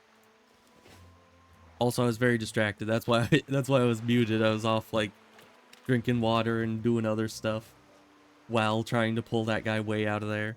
Was that all of them? Yeah, that was all the oracles I need. Good. Because there were no more in there. I wouldn't want to have to delve even deeper to find more. Let's see. Oracle. Oh. There's still oracles on this portion too. But there's also tide hunters, which are what we actually need now. Yeah, oh, orange. Probably shouldn't be an issue. But those are like famous last words. It's just, this shouldn't have been an issue. But it generally is. Because whenever they're orange, their chance to resist and everything just skyrockets. Well, that wasn't bad.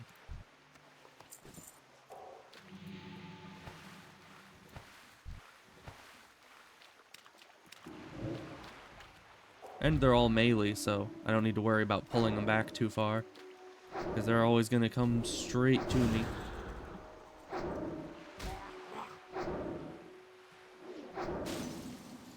Man, they're everywhere.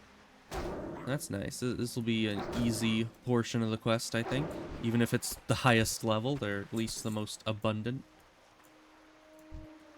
Can I pull you without pulling your buddies? Yes, I can. Thank you. I was not in the mood to try to run away from a group of angry murlocs right now, you know?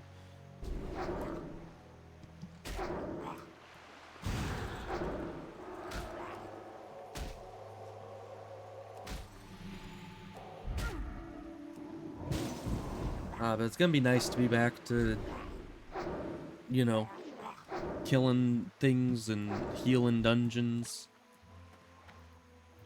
Killing dungeons and healing things.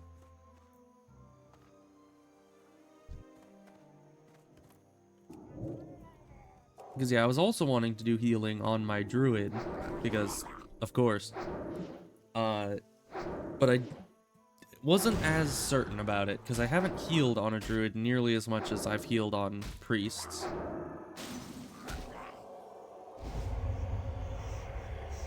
And, you know, when you got other people's lives at stake, you kind of need to be confident in your abilities, or else it's a bit rude, you know? It's almost inconsiderate to even try healing a dungeon if you don't feel like you're 100% competent and equipped for it. Because, you know, you're putting their lives on the line with your abilities. So you gotta make sure that you're actually prepared to deal with that. Which usually I'm pretty confident, but why did my... Interesting. Why did my wand stop shooting? Anyways, but on the druid, I'm not nearly as confident in my healing abilities. Maybe someday. When I started trying to level a warrior, but as I was leveling them, I was like, at first I was like, oh, I think tanking would be fun, you know, a nice change of pace. But as I was going through, I was like, but I don't really know how to tank. I have never really... Well, that's a lie. In retail, I've done a lot of tanking. But in Classic, I've never really taken on a tank role for more than a few dungeons. So... And those are few and far between. I definitely don't have the muscle memory to be able to tank. And I don't know the rotations. I don't know, like... Do you do some AoE threat and then just stick to one target? Or do you want to jump between targets all the time just to keep threat going? But I always get annoyed at tanks that keep switching targets, because then as a DPS you don't know who you're actually supposed to be fighting. You know, it's just like, oh, target the tank's target. It's like, okay, I did that, but he changed targets like 5 times. Which one do I focus on? Of course, some tanks put like skull and stuff, and that makes life a lot easier, but you know what I'm saying. So it's like, do I want to switch targets a bunch, or do I want to, you know, not do that? Who knows? I'm no tanking expert. I certainly don't feel confident enough to just jump straight into tanking, but maybe at some point, once I actually get my tank to that level, I'll, you know, high enough for dead mines, maybe I'll feel confident in my tanking abilities. Who knows? Ow. 80 damage crit, that is impressive, I must say. Old Merkai is no pushover.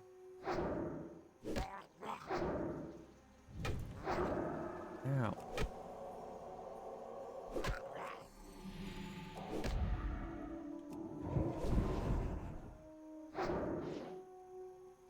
I mean, he is orange, and has a two-handed weapon, which he one-hands, but we're not gonna worry about that.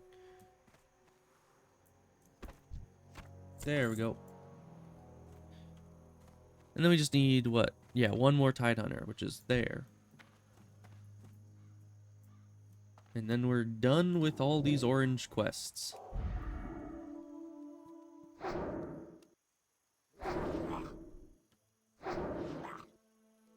Actually, I guess the coast isn't clear, isn't orange quest anymore. It was when I started.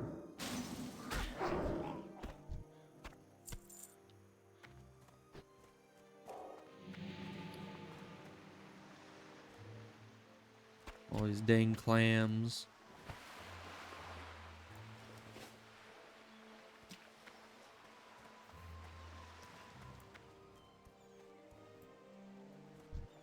Oh, but when I started playing this character again, because, you know, I took the time off to go and play my druid for a bit, because playing priest right now was a bit painful. So I went and played my druid for a bit, and I never actually sold all the... Because, you know, I had the entire mailbox's worth of plants that I sent from my old priest to my hunter mule person, and then I sent all of those plants to this character. And so I hadn't actually sold all of them on the auction house until just recently when I picked this character back up again. And it was actually quite nice, because I think overall all of that stuff sold for like 7 gold. So we definitely got a nice jump start on this character's funds. Of course, they're going to be a significant money maker as well, being that they have herbalism and no way of using the herbs other than just selling them. So we're going to be making bank on that once we get to like Steel Bloom and Gold Thorn and all those top sellers. Until then, we're not making very much money. Like, the only money I'm making is selling random greens for slightly more than they'd sell to a vendor. And it's not really a way to make a bunch of money. It's just Briarthorn. Where the heck is it even? I don't know. I don't care. I can't pick it. So we're just gonna move on. Okay, so we did all that, and then we can go turn in the People's Militia, which we finished earlier. And then we get the Dagger Hills quest, which I mean, these guys are spooky. But we'll get them. Which is funny that I'm scared of them because they're a level lower than me, so I really shouldn't be intimidated. I was just killing like orange level Murlocs. And it's just like, oh, these enemies that are a level lower than me are scary, but Murlocs that are 3 levels higher than me, they're easy. Like, I feel like that's a bit backwards in my logic. But I don't know, I'm not as scared of Murlocs, at least not in Westfall. Like, honestly, the Murlocs in Darkshore are pretty spooky. But the Murlocs in Westfall, they just don't have as many annoying abilities here. You know? They've got, you know, those last ones had the freeze in place thing. The oracles have heal over time. And I think the hunters or something hunter adjacent can net. So like a couple of them have pretty cool abilities, but overall none of them are too difficult. But definitely in Darkshore, some of those Murlocs are terrifying, like especially because you have to fight them underwater sometimes with the what is it, like Vast Sea Deep Ocean, I think is the name of the quest. That's a very, very scary quest, and I am not a fan. I always do the quest whenever I'm doing Darkshore because, you know, I'm no wimp. I go right in there, but still, it's kind of terrifying. And that usually, if I'm gonna be almost dying, it's to that quest. And actually, one time I saw there was a thresher that spawned inside one of the boats right next to the chest. And it's like, that's not supposed to happen. I don't think. Like, none of the holes in that ship are big enough for a thresher to get in. How did that happen? What can I do for you? Light bless you. Alright, and then we get another wand, which is worth a lot. Not as much as that. For the Alliance. Kind of the sucky thing of buying a wand better than anything you can get legitimately on the auction house, because then everything you do get legitimately is completely overshadowed. But in a way, that's good. You know, even if you're not replacing a bunch of armor, it's still nice to, you know, have the higher damage value Light item be with from you. the beginning. Let's see, we don't need Murloc Eyes anymore. I'm not going to hold on to the hops now that I think about it, because should I? Because even if I get the drink, I don't know if I'll even be doing the Dry Times quest. Because that requires going to Duskwood. And normally that's worth it. Normally, with the second I get to Lakeshire, I pick up Dry Times and run into Duskwood. But I don't know. I don't think that that's worth it. Because Duskwood, that's a bit higher level. And I don't want to get one shot by something, especially stitches. Like, can you imagine you run into the town to try to just pick up a drink and leave, and then you like go into a different phase? What was it called? Are they phases? Instances? I don't remember. But you like phase into another thing, and all of a sudden like Stitches is there in that phase waiting to kill you. That would be messed up. Okay, we don't need copper tubes, we need bronze tubes. We don't need tea leaves, probably. Let's see, what were you? Yeah, you sell for significantly more. This all garbage. All this is garbage, I think. Yep. This we're selling. Yeah, we need to go back home and first of all do something with all this cloth. Go with honor, friend. And also put some things in the bank. I might want to get an herb bag for the bank as well. Because, it's a small investment for a significant amount of bank space. So yeah, let's... Actually, it would be inefficient to go do that now.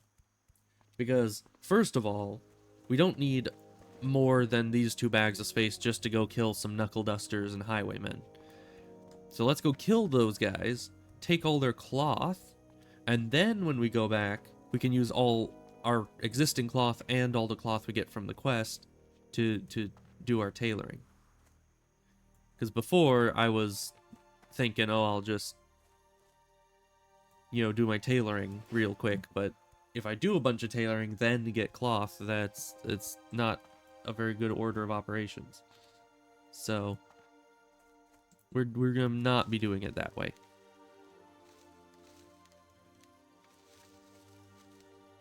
Failed attempt.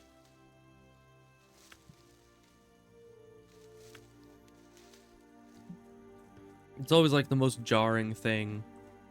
You would think that it would be jarring to be back at level 1 and all that after you've died on a hardcore character, but for me, I think the most jarring thing is going from casually picking Steel Bloom and Goldthorn and Khadgar's Whisker and all that, and then all of a sudden you're back to getting failed attempts on Peace Bloom.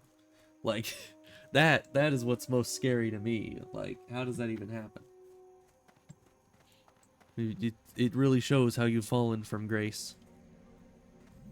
Is that an earth root? I want earth root. Give me the earth root.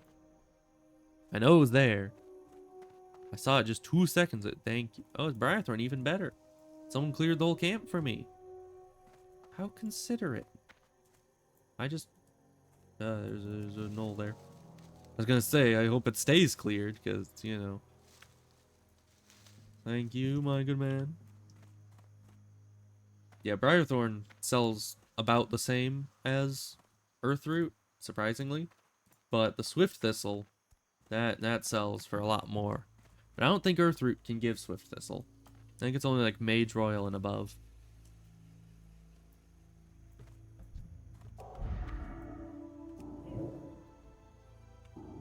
I always found it interesting that they make you kill like 15 of these, but only 5 of each of the special ones. But it kind of seems like proportionally you should kill like an equal amount of each.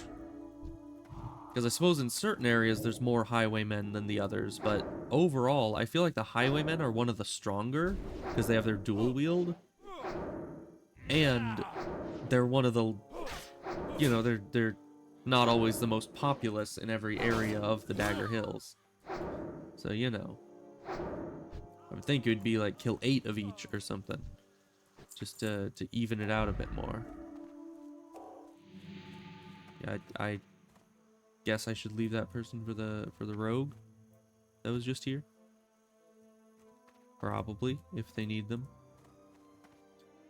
It's always hard to tell because stealth is so slow, so it's like you see them disappear and it's like how long is it going to take them to get to that enemy so we can actually decide if they're actually going for that enemy. I don't know.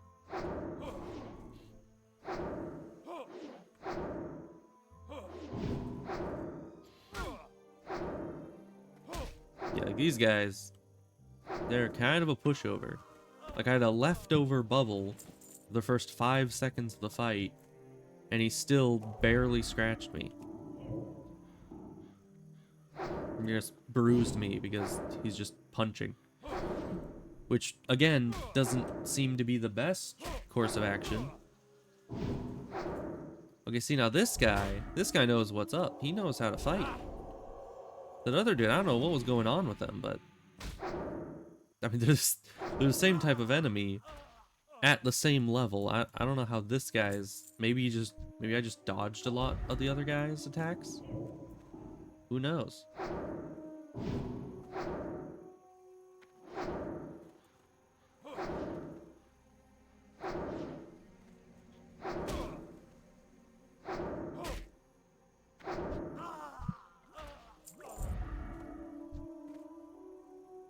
Alright, I hope both of these don't pull. Good. Because if they did, I would be in a bit of trouble. These guys have a lot of damage output. So let's see. We're level 17. I think generally Dead Mines is what?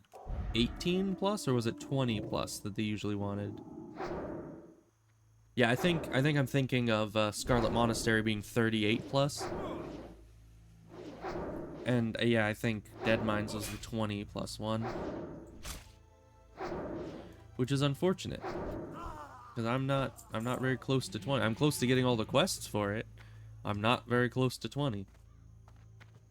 So we're definitely gonna need to go back and do Loch Modan, or at least the last few quests in there, which is just the elite quests and the hunting quests, and then the quests by the what's its face. You know what I mean. The thing with the stuff. Why is it the excavation? That's the word. It's funny because I wasn't even like actively trying to think of the word. I was more actively thinking about what words I could use to describe the word that I wasn't even trying to remember. I guess I'm just next level laziness. I don't even put in the effort to remember what word I'm trying to use. I just try to keep that burden on you guys, trying to figure out what the heck I'm attempting to communicate.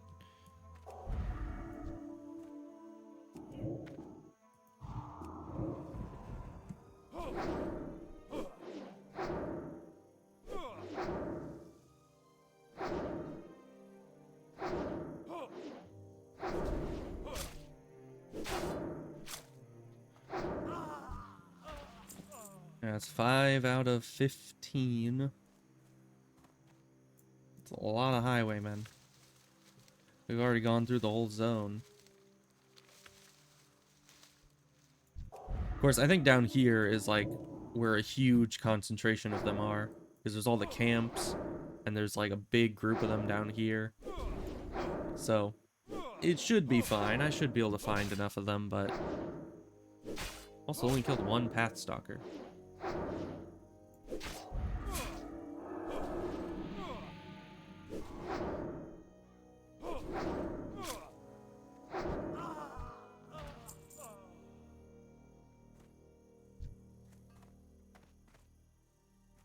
I swear, every time I hear that mining sound, I think it's from Dead Mines, but my mind keeps being like, oh, is someone like mining some copper over on this cliffside? But no, it's just in this area right here.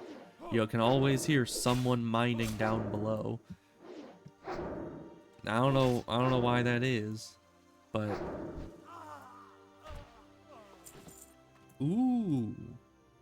Oh. On a cloak plus 7 healing spells? That is... I am not selling that. That is for certain. I am keeping that, and I am using that. Oh. Someone's doing the Paladin quest. The quest is brutal. I hope they're not trying to do that quest alone. Because if they are, that's, not exactly a smart move, no offense. Unless you're a bit over leveled for it, but I seem to remember like just wave upon wave of enemy keep hitting you.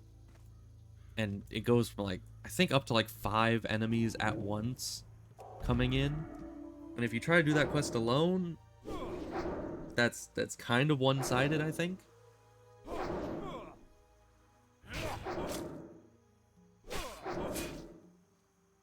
Bro, calm down. Also, how did he just miss 2 attacks in a row? Or like 2 attacks at once? Takes skill.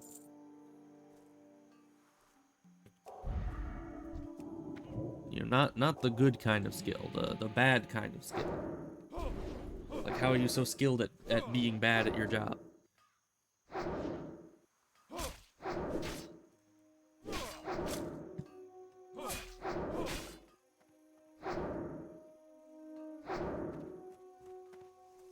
Resist? Inconceivable. Ooh, some wool cloth. I will certainly take that. That's the first wool cloth of this character. Which is good timing, because we're just about... I think we're 5 points away from unlocking wool bolts, so...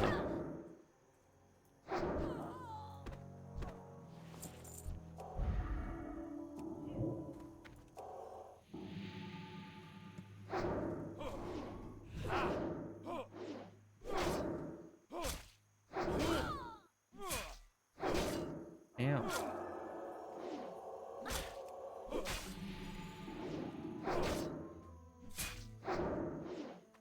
Yeah, you better run.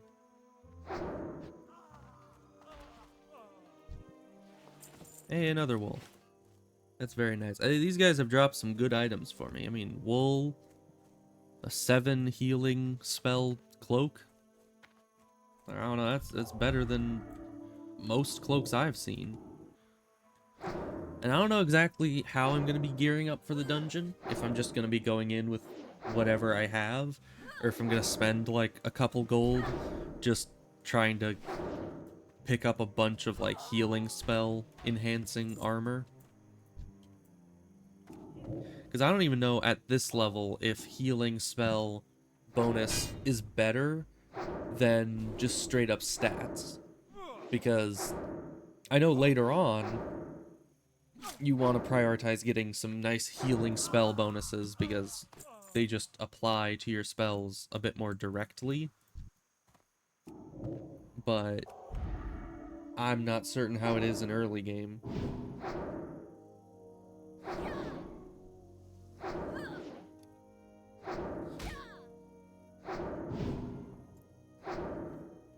Okay, that's the last knuckle duster I need.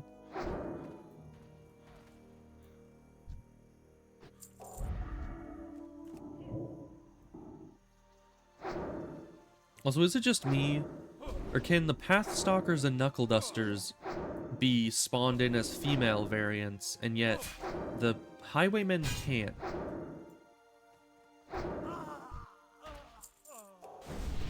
Like, I might just be crazy, but my brain can't seem to pick out an example of seeing a female Highwayman in here. Okay, this is not preferable.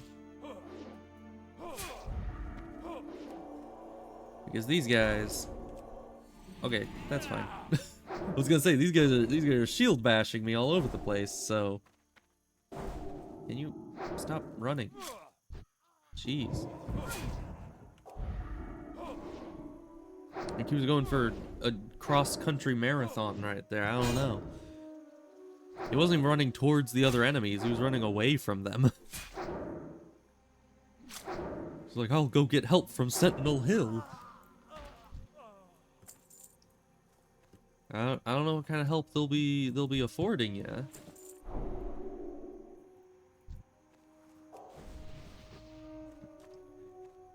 Or maybe, let's see. He was heading this direction. Maybe he was going for the Gold Coast Quarry.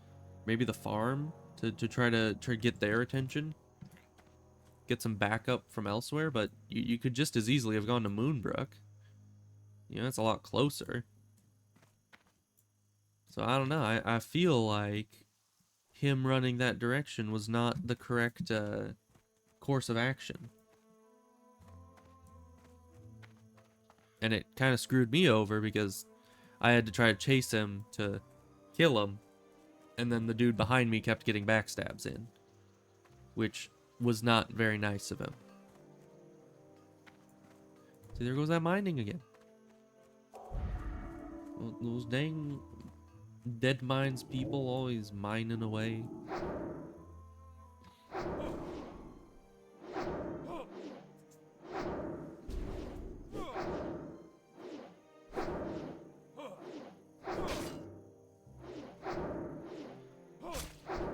You know, it also kind of throws me off that in WoW, the crits aren't just a straight up double damage modifier, because in Ashrum's Call, it ends up being that, like, while you can hit, your hit damage is within a range of values, like in WoW, but at the same time, the crits are always, they take the high end of the damage, and then they double that.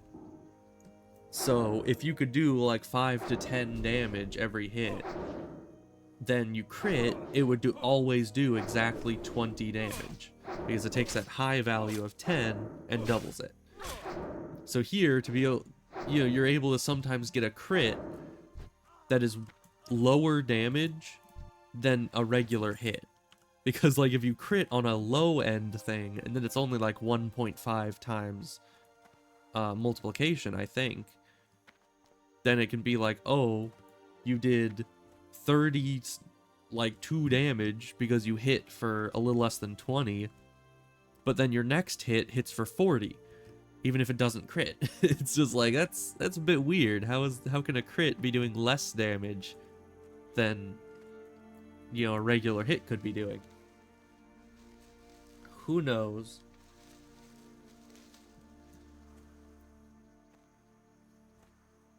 Well, let's see. Oh, we just need one more. I'm sure there's probably one more down here somewhere. Right? There's gotta be. Because I need them. Doesn't look like it.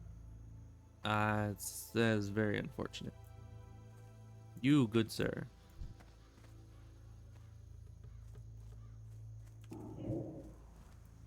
Okay. That's really weird I got that knuckle duster too, but we seem to be in the clear with that.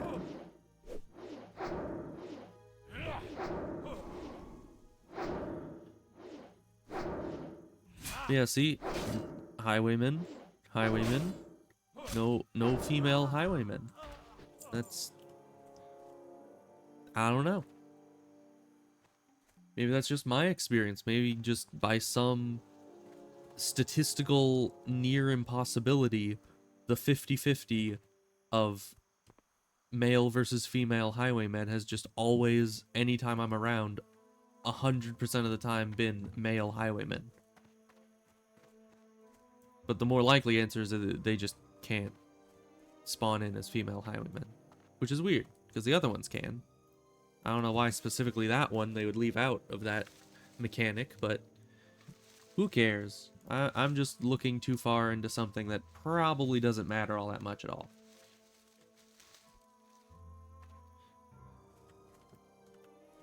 So let's see. We turn that in here, and then we'll get another quest, which I think is the messenger, which will just be fun. And then once we do the messenger, we need to do the escort. That's the word I'm thinking of. When we do the escort quest, and then that'll just be great. I mean, I think the escort won't be nearly as bad because I think I can heal the guy, so that should make it significantly easier. That's a nice cloak. I should probably just put that on right now. I mean, 2 agility isn't doing much for me. It doesn't look very good. That's fine. Doesn't matter if it looks good as long as I can heal good.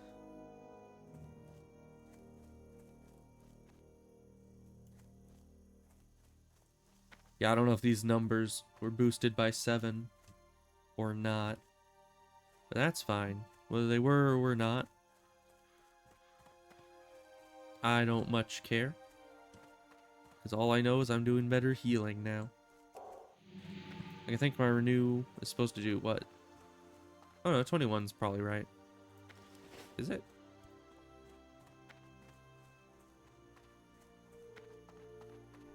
Oh. See, it's supposed to do 20 every tick, and now it does 21 every tick. Which might not entirely be the cloak itself. That might just be the culmination of all my stats, but I'm gonna say it's Go the with cloak. honor, friend. Looking for something specific? I am looking for something specific. Someone to sell all this garbage to. Let's see. Keeping all this other stuff. Okay. Have a good one. Hey, look, a book. I hope it's the Lusty Argonian Maid. No, it's the Scourge of Lordaeron. Sad.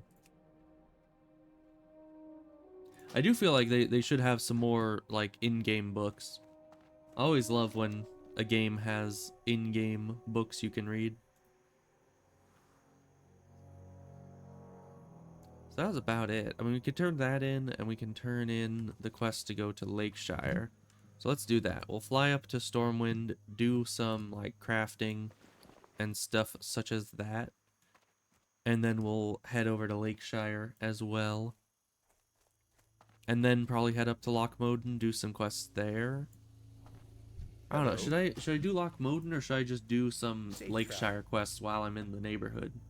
Because I could kill some of the, like, some Murlocs for the selling fish quest. I could go get the necklace, which isn't all that difficult. Yeah, the lost tools, also not difficult. Free lunch and all that. Yeah, some of these are probably gonna be really easy, so I can get like 3 or 4 of those done. But then I should probably head up here and start on these, because this is now very nicely yellow, and these are probably close to becoming green at this point. Those I'm not doing. So yeah, I might come in, do this, do all these, do some of this.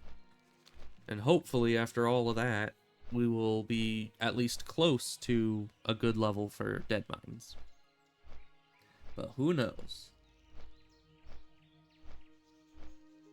If all else fails, I can just go back to Lakeshire and do more quests there.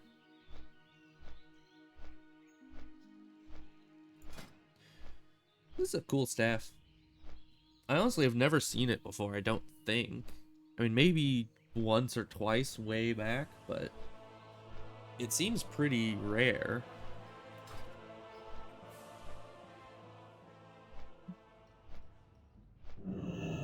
Interesting. It just froze there for a few seconds, which kind of scared me, seeing as how, you know, there's been a lot of people that died based on bugs with the Griffin system. But I was already pretty much landed. There shouldn't have been much threat. It's just still kind of scary. Because if anything lags, you're like, oh no, am I gonna fall through the ground? Is everything just is everything just gonna unload and I'm gonna fall into the void and die? There's no way to appeal. Good day to you. Ah, this is very full. Great. Well, I can take a linen and then put in all my plants that hopefully stack with things. Put you in there, and you plants. More thingamawhatsits. Whatever those are, the scrolls, that's the word.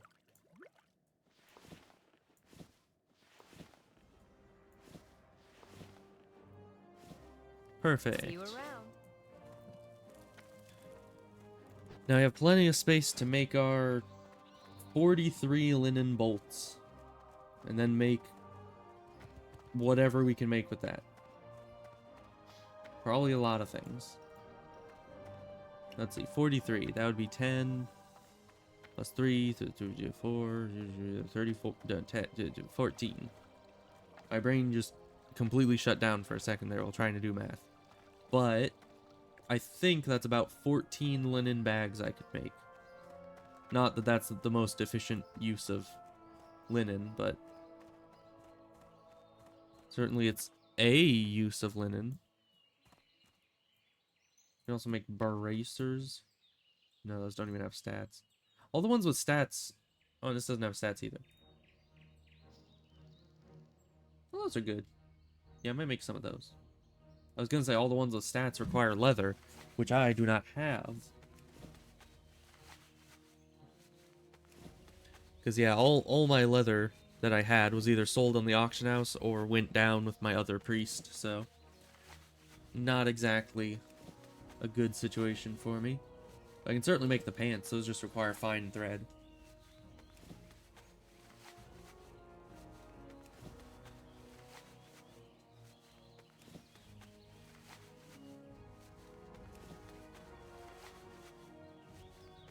And technically the bags give some amount of profit, I think, but I don't think it was enough to really warrant mass producing linen bags.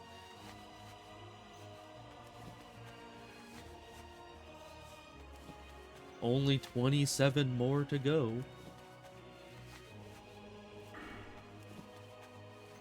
So yeah, I'm gonna put another one there.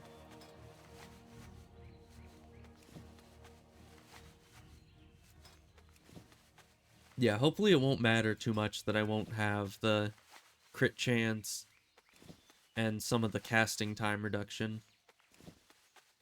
Because by the time I get into Dead Mines, I will have this fully done and then like 1 point or 2 points into this. And that's not a lot. So hopefully that's not an issue for anything. Because if I hadn't gone Discipline, I would have had 7 more points in here, which is 5 here, 2 here. I'd probably have both of these maxed out by the time I did Dead Mines. If I'd gone for that. But, you know, it's probably not too important at this level, right? And we'll get there, eventually.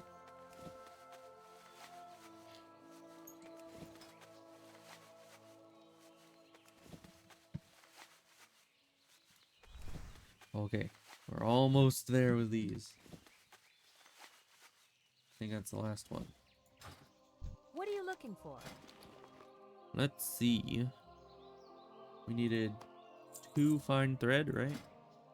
Yeah, and then we can make one of these, which I'm wanting. -5 copper profit. Interesting. Let's put those on and sell these. And then we need to find, I guess, just something to make to level. These would be very expensive. These require leather. I guess the thread and the dye aren't bad, but 3 bolts per just for a level. It's pretty steep. These are yellow. I usually don't like making... Oh, this one's orange, and it's only 2 each. Just an extra thread. That's not bad. Let's go with that.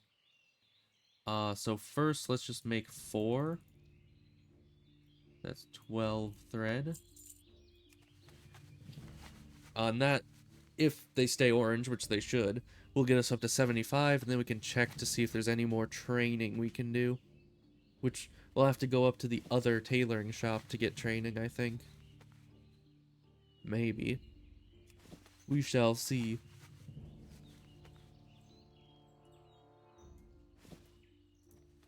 Because this guy couldn't teach me the next level. Yeah, but he can still teach me See you around. up to wool of that stuff.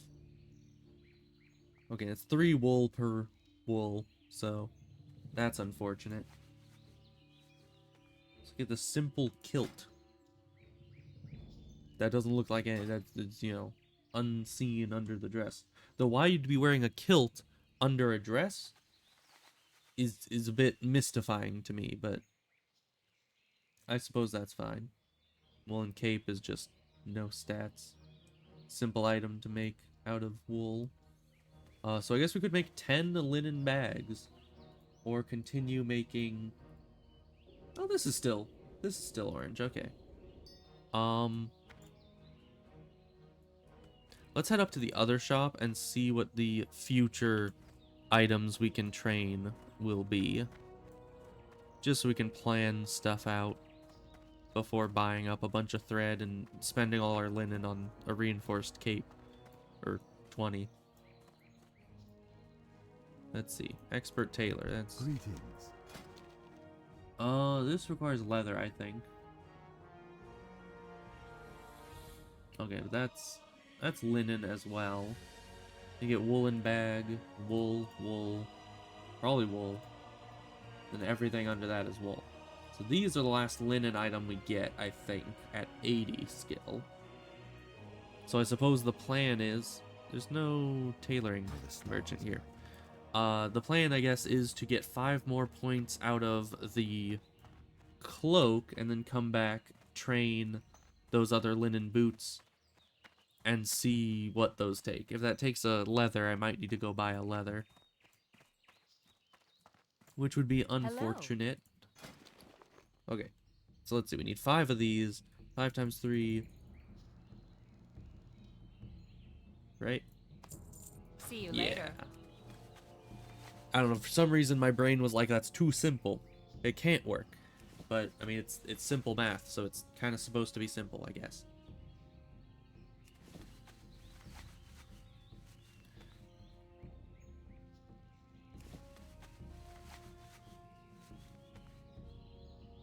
I mean, if this stays orange, which I doubt it will, then we can just keep making this. It stayed orange, okay. Nice. So let's go train this next recipe and see if we can make that, and whether we can or not, we're gonna just make one of those and continue on with our cloaks. Thank you, my good man. Let's see, 2 leather, yeah. 5 linen, yeesh. Oh, but that is a good amount of profit. These are apparently selling quite nicely. That's even with buying the leather. So I'll be back here. I need to go buy 2 light leather. And I don't know, it's only a 10 silver profit, which for a green is pretty good, but I suppose it would just depend on how many people are out there who don't have tailoring and want specifically these boots. You know, just because there's a price on there doesn't mean it's actually actively selling at that price. But certainly, if this is running off of, like, if I bought everything on the auction house to make it, and then made it, and it still gives me that profit, that would actually be quite nice. So let's see. We're not selling. We're buying. Alright. Leather. No, not pants. Maybe we should do specifically, yeah, that. Just it only shows up that, and then buy out per unit. So that's 22 silver, or 22, 22 silver. That'd be ludicrous. Item was not found. Item was not found. Item was not found. I got one. Okay. We had to pay an extra 2 copper because someone was stealing all my light leather items. And I do not appreciate that one bit.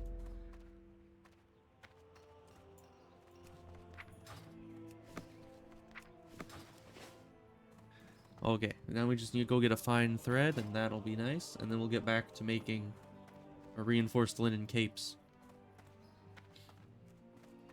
But yeah, it's definitely a side of production professions that I haven't seen yet, where you find an item that has super good profit margins, and then you just purchase the materials off the auction house and make it, and then make profit still, you know, because up until now all I've been doing is gathering professions, really, I supply only the finest and goods. it's been working out quite well, but still it's very much like work put in turns into money coming out rather than just flipping raw materials over and over.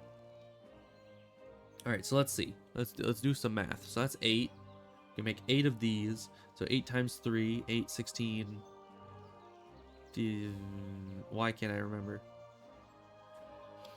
I'm only good at certain numbers when it comes to multiplication tables, which is weird. But that's 24, right? So we need 24 coarse thread. And then we'll just make all of these capes. Because they seem pretty good for leveling up. And they only take linen, so you kind of want to stretch that linen as far as you can before you switch over to wool. Because the wool is going to be infinitely harder to get at first and much more expensive.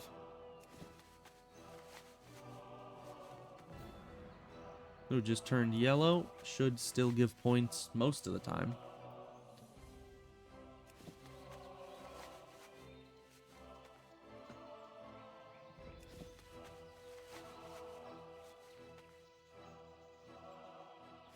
There we go. Gave a point every time, which was nice. See you We around. can go and... First of all, let's use these before we forget.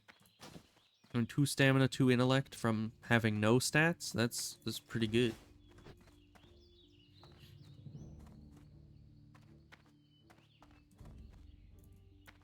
I am honored. Let's see what this guy's left to train me. Till next we meet. More wool stuff. That's just nothing. These are something. That's good. That's pretty good. Especially because I don't have something with any stats, so. Oh, and let's see. We don't need any herbalism training. No. Good luck. And just like while I'm here, let's also look here. Ishnu Dal Dieb. Get our herb pouch. Be careful. Because then we can throw that in the bank.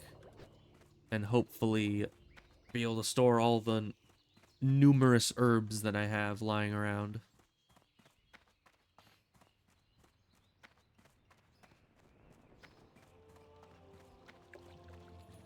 And are we on an even number? No.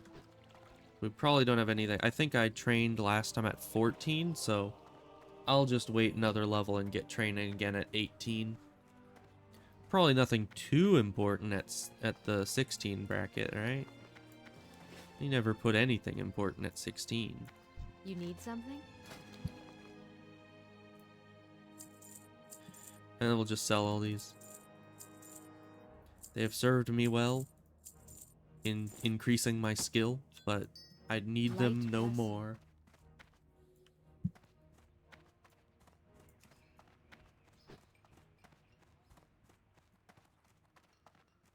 Also, I thought it was ironic that earlier I was making fun How of are the Defias Knuckle Dusters when... Oh yeah, I need to take all these out first. When I'm the person that was playing a monk earlier in Baldur's Gate 3, and it's like that's pretty much all I do is punch things. My whole job. Man, you get so much silver leaf.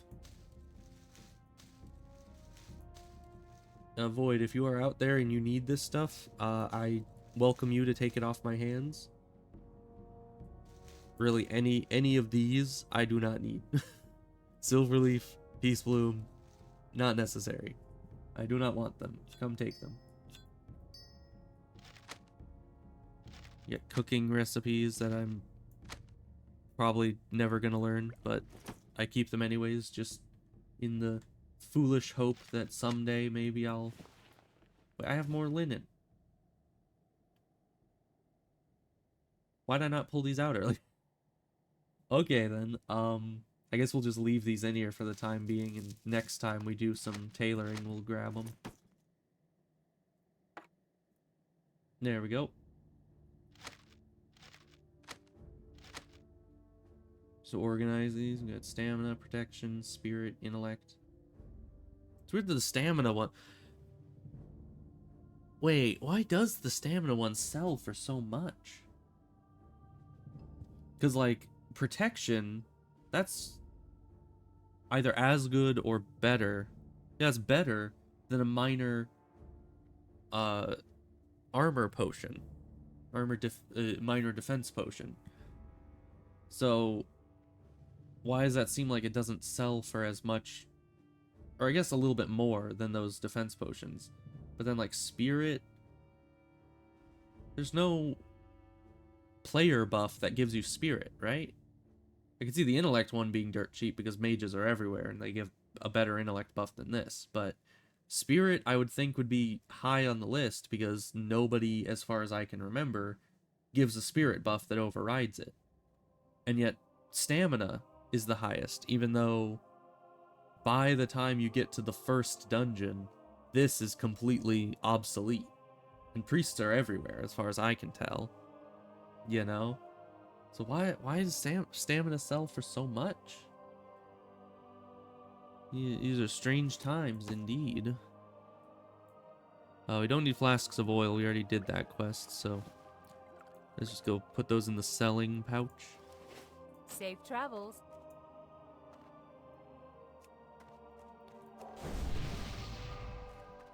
I suppose it could be that it sells for so much because there is a lot of people soloing the first like 10, 20 levels of the game before they even get into groups.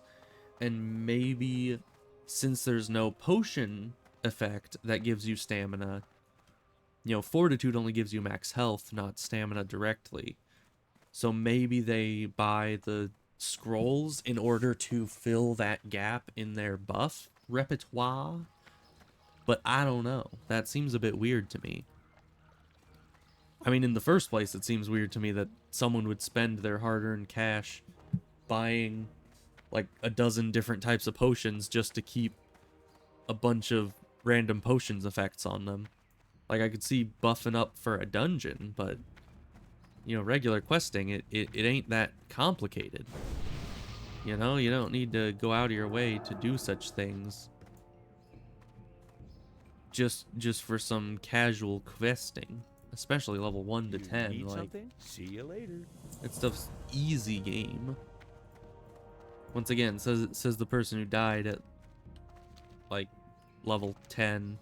Not even level, I think it was like level 7 on my hunter. But, you know, I stand by what I said. Still easy.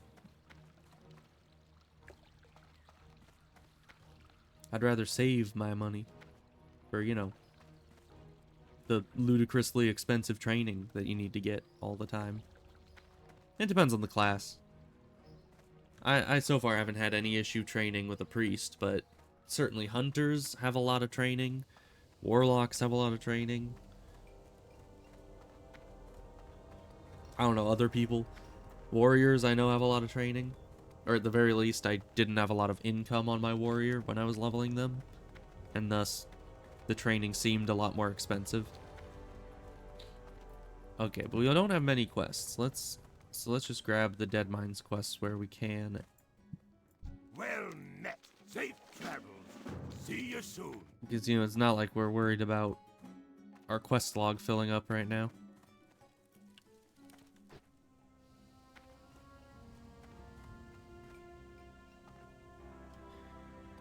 Oh, it's gonna be a pain doing those hunting quests in Lochmoden. Because, like, it's bad enough that they give you those, like, what, 10-minute timers to do each quest? Very good. And then, if you're on an at all populated server like this, you can just go running around there and the respawn rate isn't good. So, all the enemies are just either dead or simply not respawned yet. It's like, why would someone do this to me? I only have 5 minutes to complete this quest. You know? It's cruel and unusual.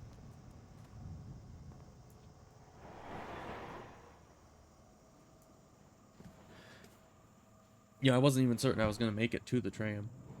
Personally, I would have gone for either the front cart or the back cart, because I usually don't go for the middle cart. But it was either go straight for the middle cart or possibly miss the tram, so I made the decision. And it probably doesn't matter very much. It's just personal preference to be at either the front or the back. Usually the front. I generally like having the front cart.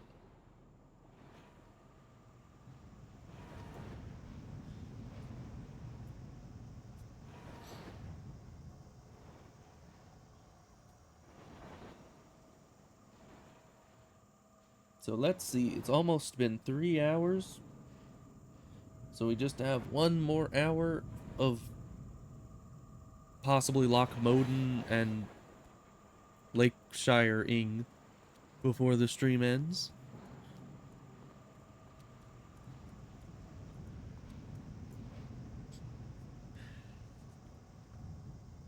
I don't know, that guy's name of just cheese, brah. It just made me think of Morg's stream. Because it sounds like something Morg would say to combat everyone saying just dodge, bruh. And she's just like, I'm just cheesing, bruh. Just cheese the enemy. Because that's like, I mean, I don't know why my mind is trying to have me say no offense, because obviously it's no offense, but she definitely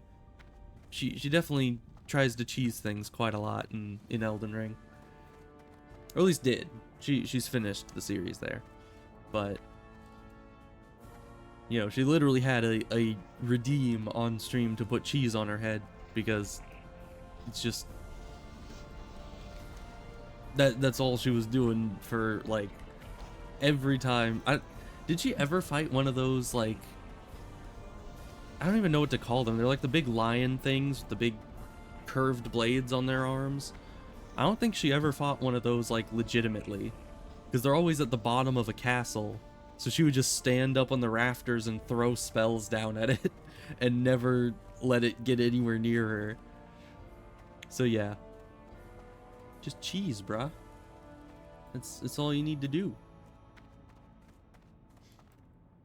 Although it's funny because I actually very heavily cheesed the first Dark Souls game that I played. What's on your mind?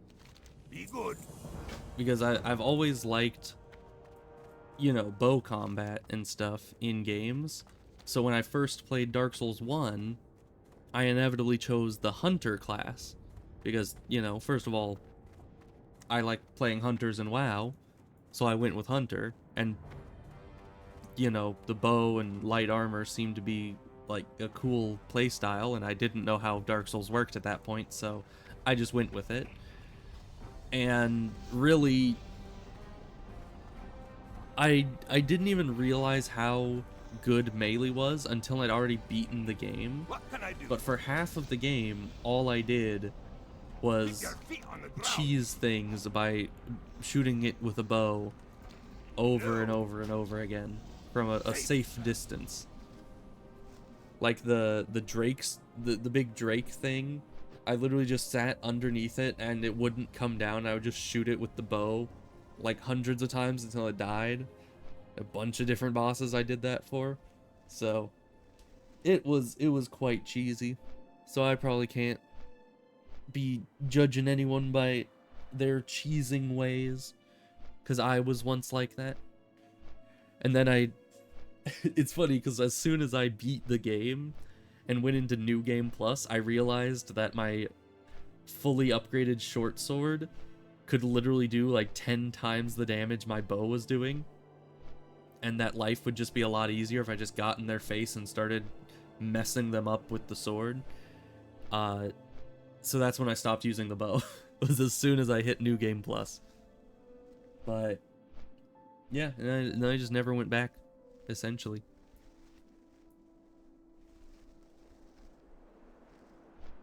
I mean, I went back to the game. I just never went back to bow spamming things.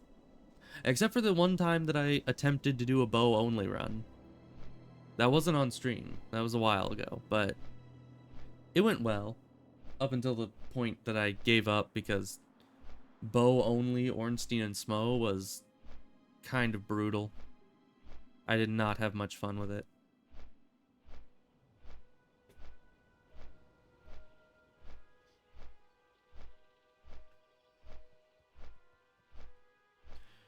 Okay, back to the Lach.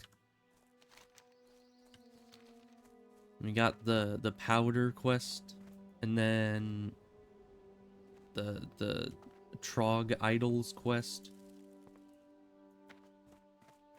Yeah, there's not really much left to do here. Just tying up loose ends, essentially. How are you? See you How soon. are ya? I do wonder if I'll be able to do Ol Sooty on my own. I mean, on one hand, it's like, it's no elite ogre mound, so it should be easy enough, but at the same time, it's still an elite bear, and those are probably not to be underestimated. Oh, hello, Goofy Ghost Moment, how are you doing? And for whatever reason, my brain is trying to figure out if I should just call you, if I should call you the full name every time, or if I should just call you Goofy, or just call you Ghost. There's like a whole gaggle of people trying to kill like a single boar.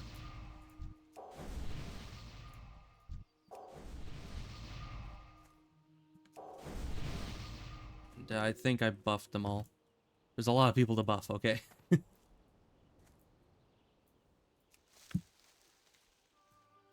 Yeah, I guess they weren't all trying to kill the boar. They were just, like, one or two of them were, and the other ones were just on follow.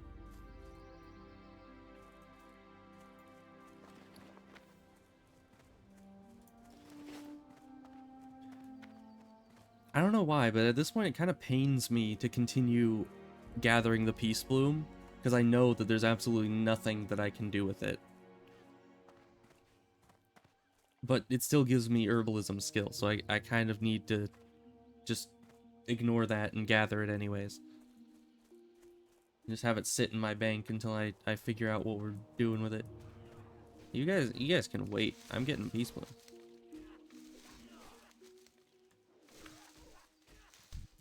Okay, now I'll help.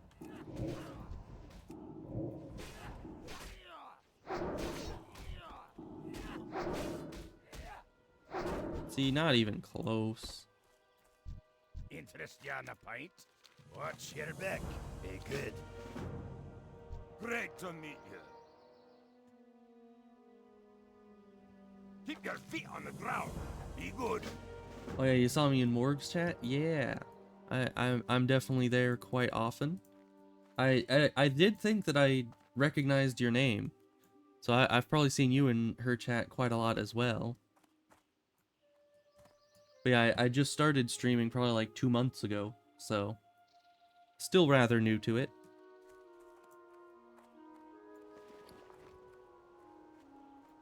Now for the escort.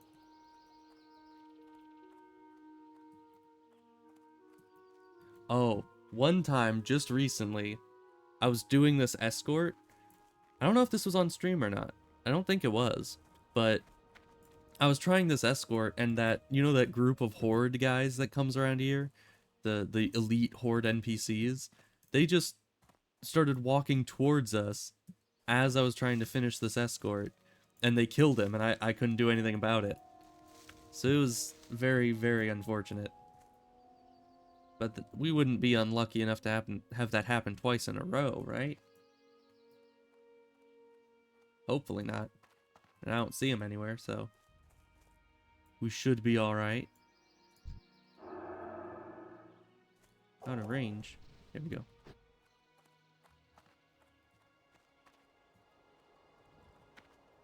kind of wish that my buffs had a much longer range, so it was easier to, like, if someone buffs you and then just keeps moving, that it would actually be possible to turn around and buff them back, because normally they just kind of get out of range way too fast.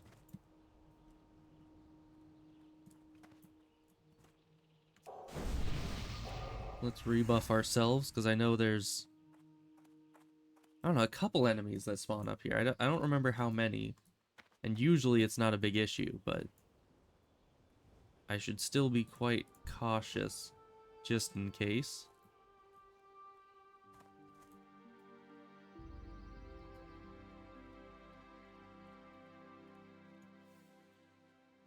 Yeah, I know he's probably like carrying the powder kegs lore-wise, but that's still no excuse for being so slow. I mean, my character's carrying around like an entire kitchen's worth of food and drink. And you don't see me running slowly.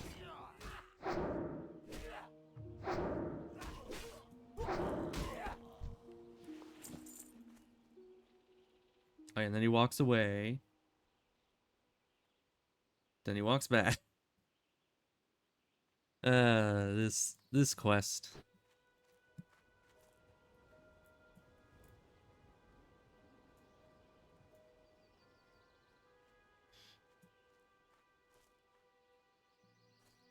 So we did, I think that was the only attack in the entire quest, so we should be in the clear from here on.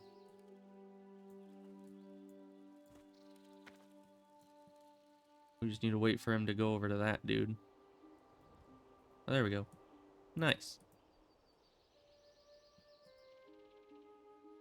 Alright, well that was that. So we need to go get the idols now.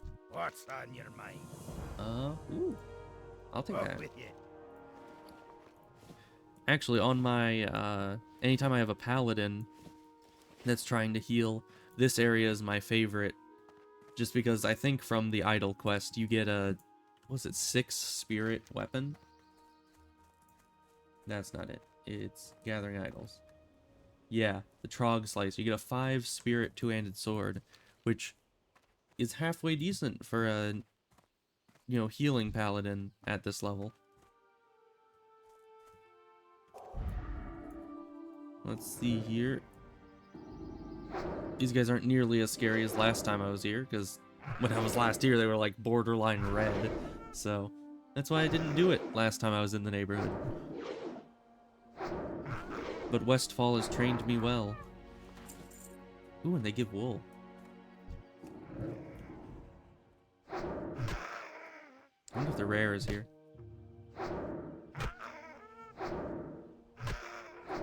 It's hard to tell. I can't really look that high up. Even if the rare was here, I'm not gonna be fighting it. Because it's a 3v1.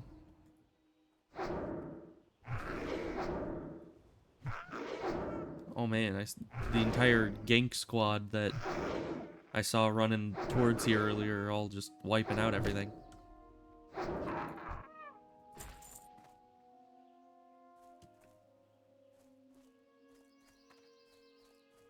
mean, it makes sense that they're trying to find enough idols for like 5 different people. They definitely need to clear this place like 3 or 4 times over just to do that.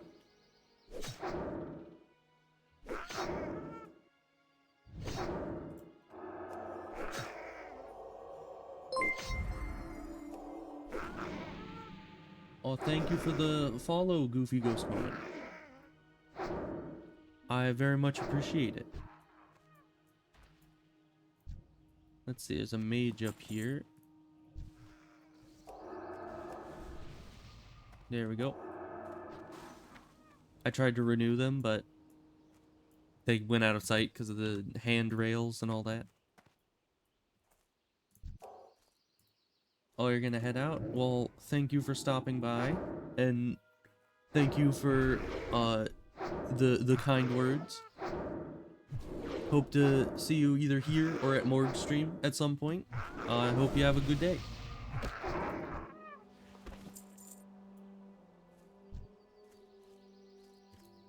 Oh, hey, wizard.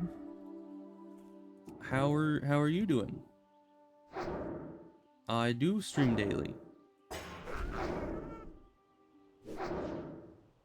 Oh gosh. The thing just respawns right on top of me. That is not what you want to see.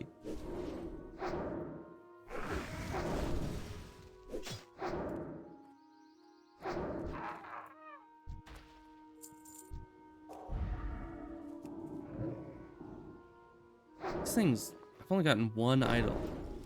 Killed like 10 of these things. What the heck?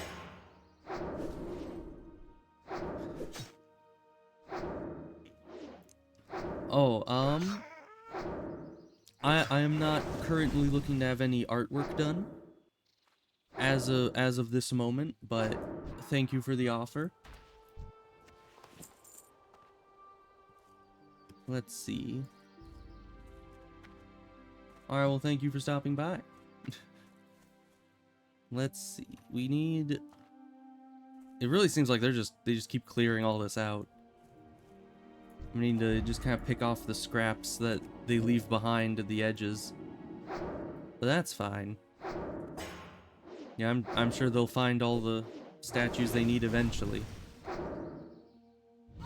And then it'll all be just for me.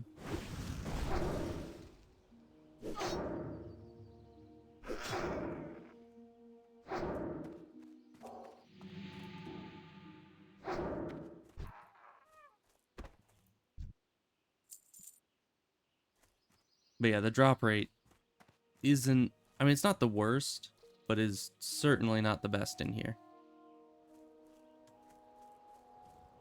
Yeah, it's a whole group of 5. I wonder if they're, like, all the same person kind of thing, or the same, like, couple people that are just running multiple accounts, or if they literally just, for some reason, decided to team up in a full group to just do Lock Moden quests. Oh, hi, respawns.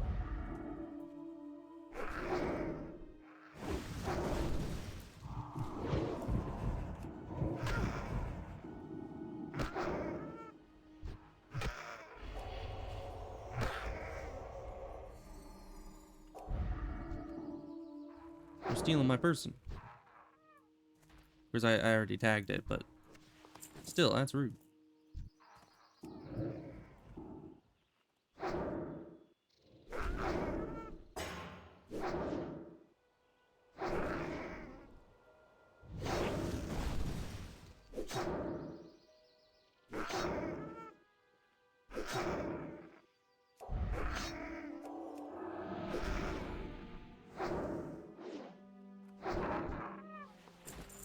Just instantly respawns. What the heck? I still don't know exact. I know that sometimes you can see places that have really high respawn rates, but I don't remember if it was ever confirmed or... You know, I just heard this multiple times from other sources that in some places Blizzard implemented, like, dynamic spawn rates. So if an area is getting cleared out really quickly, then the spawn rates will increase to accommodate the higher volume of enemies getting killed. Which would explain why some of these spawns are just respawning instantaneously after you kill them. But I don't really have confirmation if that is true or not, or if that's just kind of something I heard to explain an odd trend.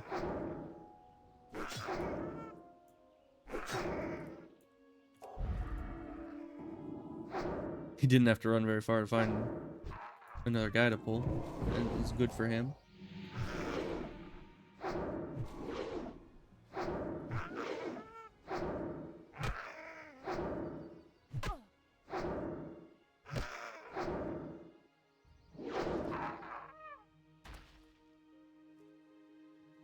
Why can't I? Oh, there it is.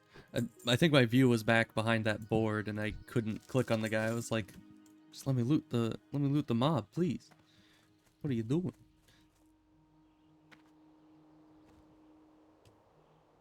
Let's see.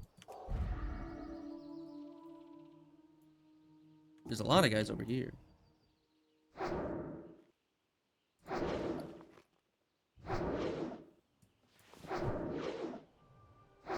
Ooh, that heavy stone will sell nicely. It's really weird how much money you can make just selling stone. You know, like, I mean, rough stone is dirt cheap, but coarse stone, heavy stone, all of those are like multiple silver per item. And that's... oh no.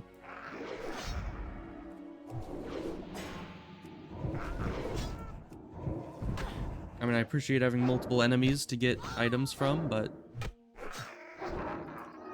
I would rather kill them one at a time. You know, if at all possible.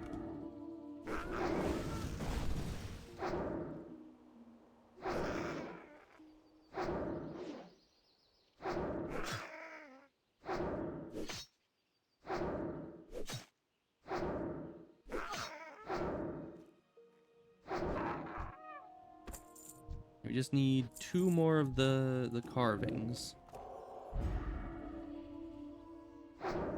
Oh, they stole my kill. That's fine. They can deal with it, I guess. That is kind of the issue with pulling things with Shadow Word Pain, is it doesn't immediately tag it as your kill. You need to wait until the first tick before it actually tags the enemy. Which, on one hand, is good, on the other hand, is bad. Because on one hand, it's like, it's harder for you to accidentally steal someone else's kill, and then you like feel bad that you accidentally stole their kill and all that. But on the other hand, it's easier for someone else to accidentally or otherwise steal your kill, you know?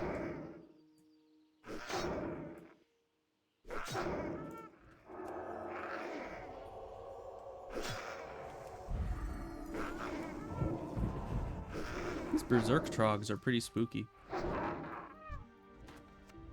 There's the last idol.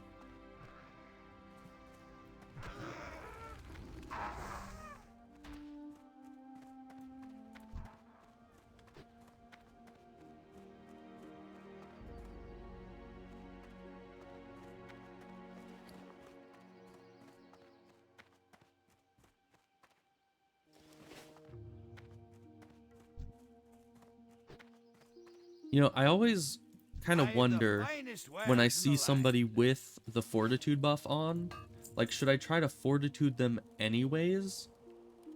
Or should I just leave it? Because in theory, their fortitude buff could be worse than the fortitude buff I could give them. But at the same time, is it really an important enough distinction for me to spend my mana on? And additionally, if it's like the same level of buff, sure, it would reset the timer on said buff, but at the same time, I think it also, like, for an instant lowers their health back down to their regular amount, and then increases it again, meaning that they won't be at full health after you buff them. So, it is kind of a confusing situation. Because I don't know if it's polite to be reapplying the same buffs people have, like it is polite to buff people. You know, there's a lot of intricacies to the hardcore gaming etiquette that I am unfamiliar with. I also take a very, you know, logical approach when it comes to social interactions, so I'm assuming everyone else doesn't even think about it all that much. They just see a person and throw a buff on them. But for me, I need to know, like, the exact rules and regulations. The what would it be called? I know there's like a certain terminology that my brain is trying to say, but it is not coming out.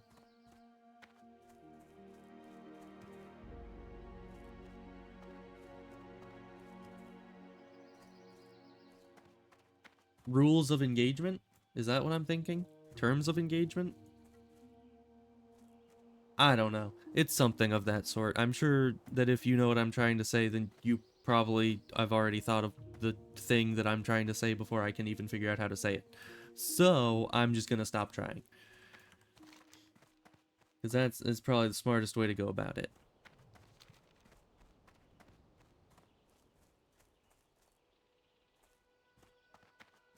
So here, I think the first one is mountain buzzards, right? Those shouldn't be hard to find. I think the only difficult one of these is the Hello. elder boars. See you around. Those ones, there just aren't enough of them to go around if there's multiple people doing the quest. What can I do And then of for course ya? we get What's your crocolisk back? hunting as well.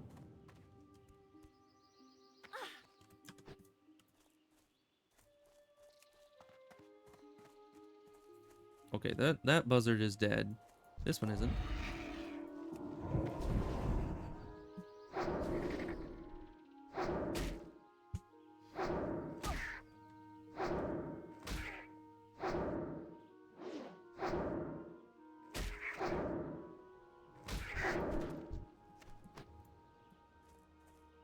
Yeah, these ones are definitely easy enough to get all of them within the allotted time frame.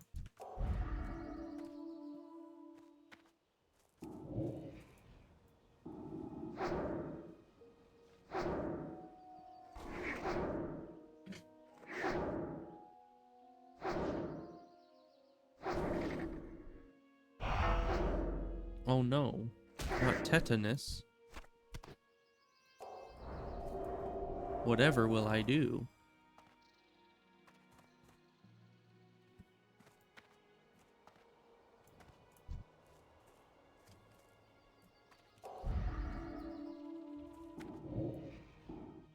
You know, once again, another reason why I wish that magic was real. Because then instead of needing to, like, get a tetanus shot, you could just go into your local, you know, cathedral and have the priest there cast a spell on you. And it just cures all your diseases. Life would be so much easier then. Or even you could become a priest, and anytime you get disease, you just use cure disease. Like you get a cold and you don't want it, cure disease. You know, you eat some bad food, you can get food poisoning. You can probably just cure disease on that. Although I guess food poisoning might be counted as a poison, and thus you'd need to be a druid to cure it. But you know, then you just call up your druid friend, you know, and then they just have a druid on staff at every restaurant in case someone gets food poisoning. I don't know, I think that life would be a lot easier if you just had even simple type of magic like in here. Is that the... No, that was the... I need one more buzzard. They're not really over that way, so we need to come back up here and just hope there's another one. But we still have 10 minutes, well, 12 minutes to do this whole thing. So that should be plenty of time to just find one extra one.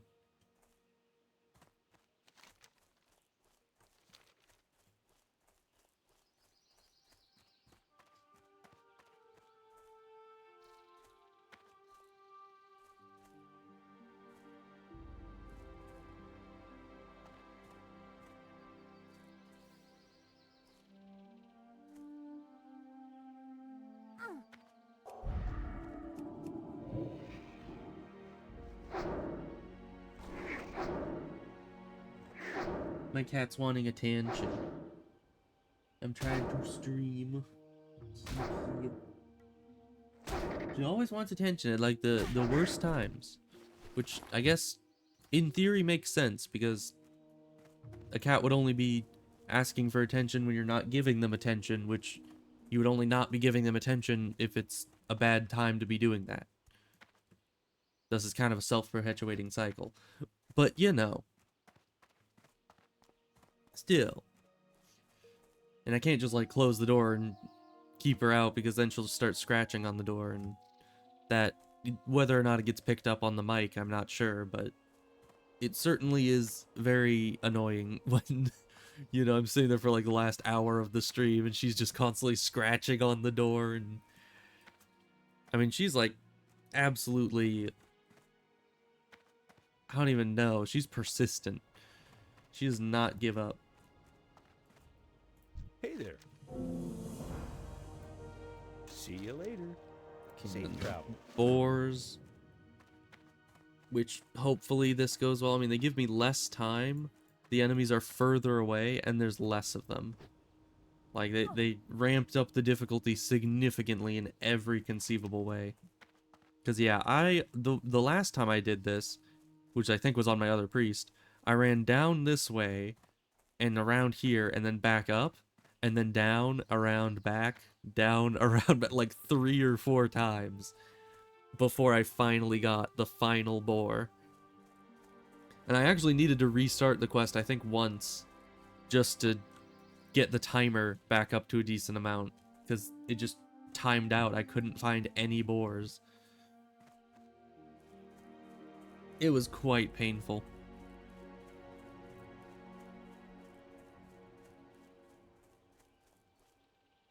But this time will be much better, right? I'm already so hopeful about it, seeing as how the first 2 spots the boars are supposed to be in, there's absolutely nothing. There's just bears. We don't need bears.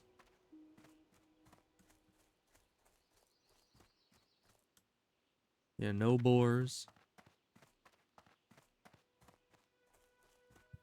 I mean, to be fair, there's only a few up here down this area is where you really get to a good population of them, but was that one? Or is that a young boar? No, there's one. Out of 5? Yeah. Bear, get out of my way. I'm on a time limit here. And he's walking back this way. Once again, case in point why I really hate having the enemies on a patrol pattern constantly. It's so hard to just walk around enemies you don't want to fight, because they're constantly walking straight towards you. And if you try to go to the other side of them, they turn around and walk straight towards you again. It's like, come on, just let me through. Just want to kill the boars. Oh, there's another one. And a briarthorn. We always have time to pick briarthorns.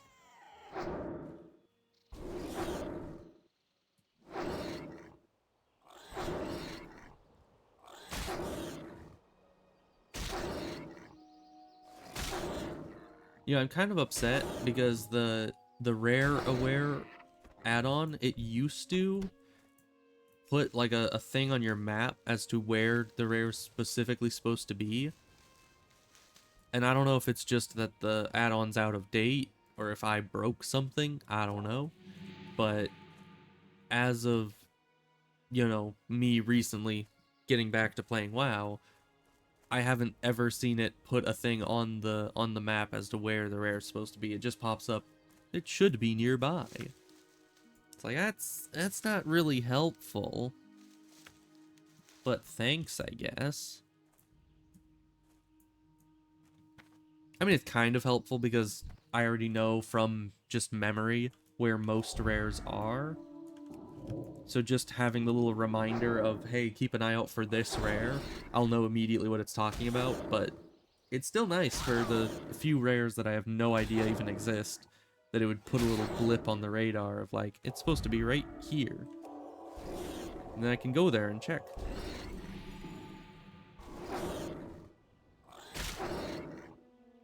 Of course, on such a populated server, I kind of doubt any of the rares are going to be, you know, alive very often at all. But I can dream. I can hope that it may be there, even if it is a stupid, misguided hope, you know?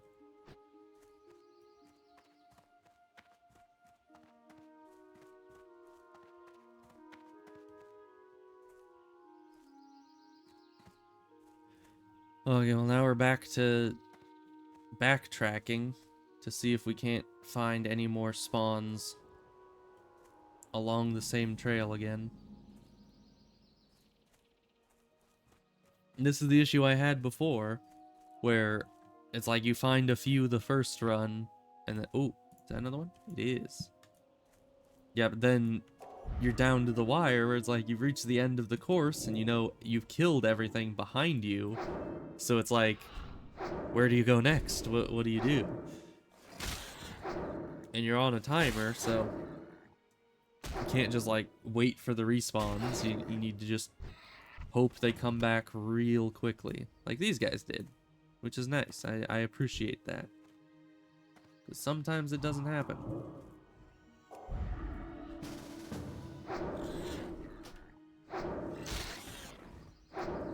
I mean, this is the last boar I need, but...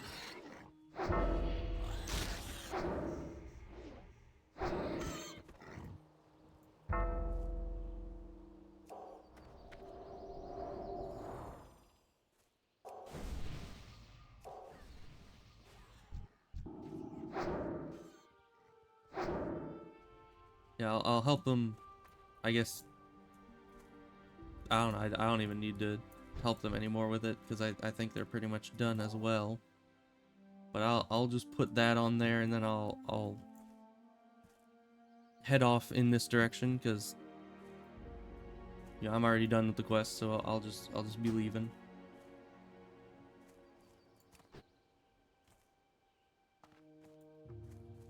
Man, boars are everywhere now. Jeez. Once again, that's exactly how MMOs always work. They have the item or enemy be super scarce, and then the second that you finish the quest, it all of a sudden just throws like 10 of the item at you. It's like, I don't need it anymore. But that's exactly why it gives it to you. Just to torture you.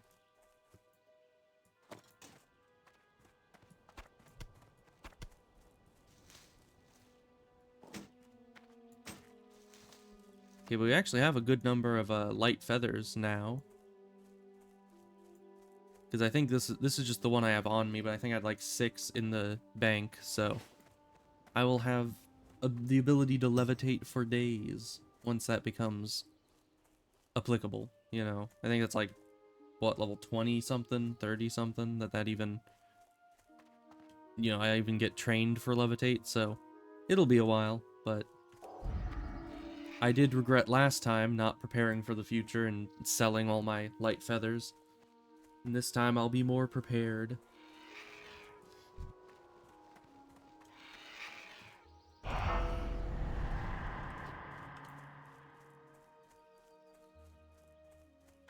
But Mord came online. That's nice.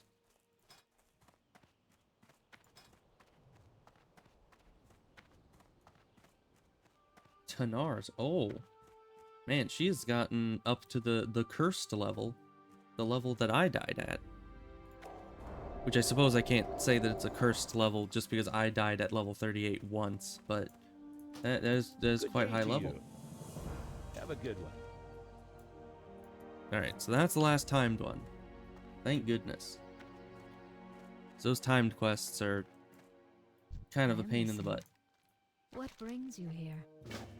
And now we just need Old Sooty. Which, I don't know, shouldn't be an issue. I did kill Vagash. Is it Vagash or Vagash? I don't know. It's a made up name. I don't know how they'd pronounce it, but certainly I 1v1'd that guy at his level, so this should be approximately the same thing, right?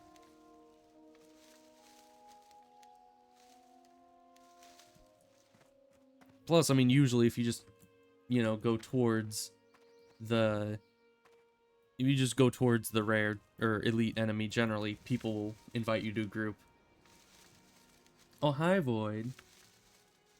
Yeah, I noticed that I was, like, all worried, and then you just kind of stayed dead online for, like, 10 minutes, and then disappeared, and I was like, okay.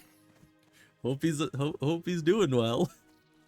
It was a little concerning, but, you know, good to see you. Glad you're here. The disbelief. Oh. I mean, yeah. Honestly, I don't know if you were here earlier today, but I was going through the Dagger Hills as well, just doing my questing, and I was also like level 16 at the time, and I was like, I hope it doesn't happen again to me. You know, it's the same situation, same level. But yeah, it was fine. I did all right.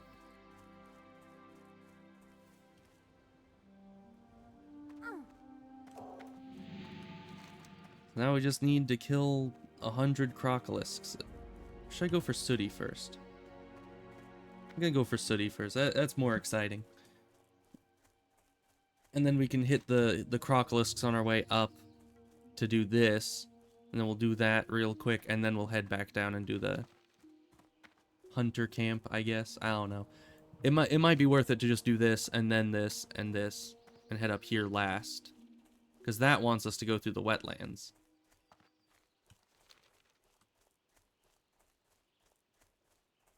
Although, yeah, I'm over here trying to like plan the whole itinerary of the next 10 minutes, but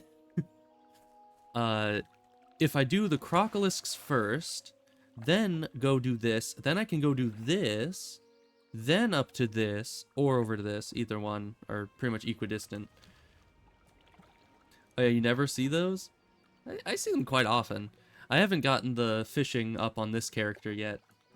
I've just been kind of just leveling, not really worrying about professions too much. But I really should get the fishing up, because that can make some serious money.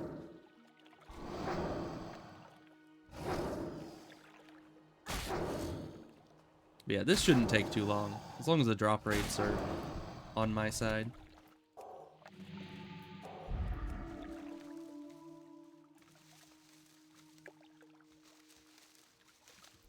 Oh, Swift Thistle.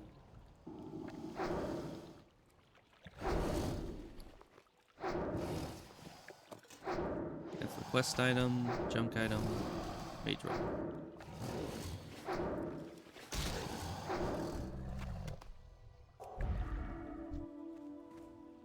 But yeah, this island, I think, is pretty much the best island to kill the crocolisks on, because they just respawn so insanely fast here. Oh yeah? I mean, it's just the most efficient way to do it. You know, you just put all the junk in the outer bags, put all the important stuff near the middle.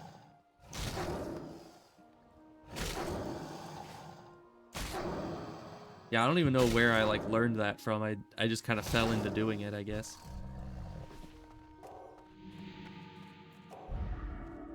And I did try to do like a consolidated bags mod, but it didn't work. I don't know why it didn't work. It just completely bugged out, so I'm just using the regular bags for now.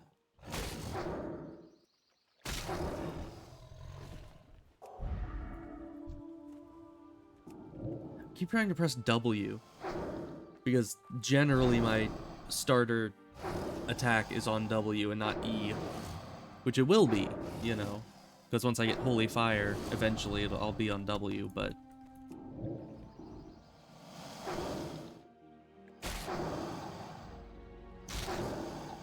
Bagnon? Yeah, I've heard of Bagnon. I was trying just one called, I think just one bag, very simple, but it would pop up, like when I opened the inventory, it would pop up the frame, but there were just no like bag slots in it. And I saw that was like a common issue people were having, but I didn't see any like fix for the issue. I just saw people complaining about it. Oh, interface overall, huh? I mean, I am kind of super used to how the interface is here. I kind of get like distracted if the interface is overhauled at all, because then I'm still looking up here for the health and stuff, and then if it's like in the middle, that just confuses me and gets in the way of me seeing things. So I don't know. I don't usually use the interface overall stuff, but certainly a bag thing would not go astray, because it's difficult to kind of keep everything organized when it's all segmented like this.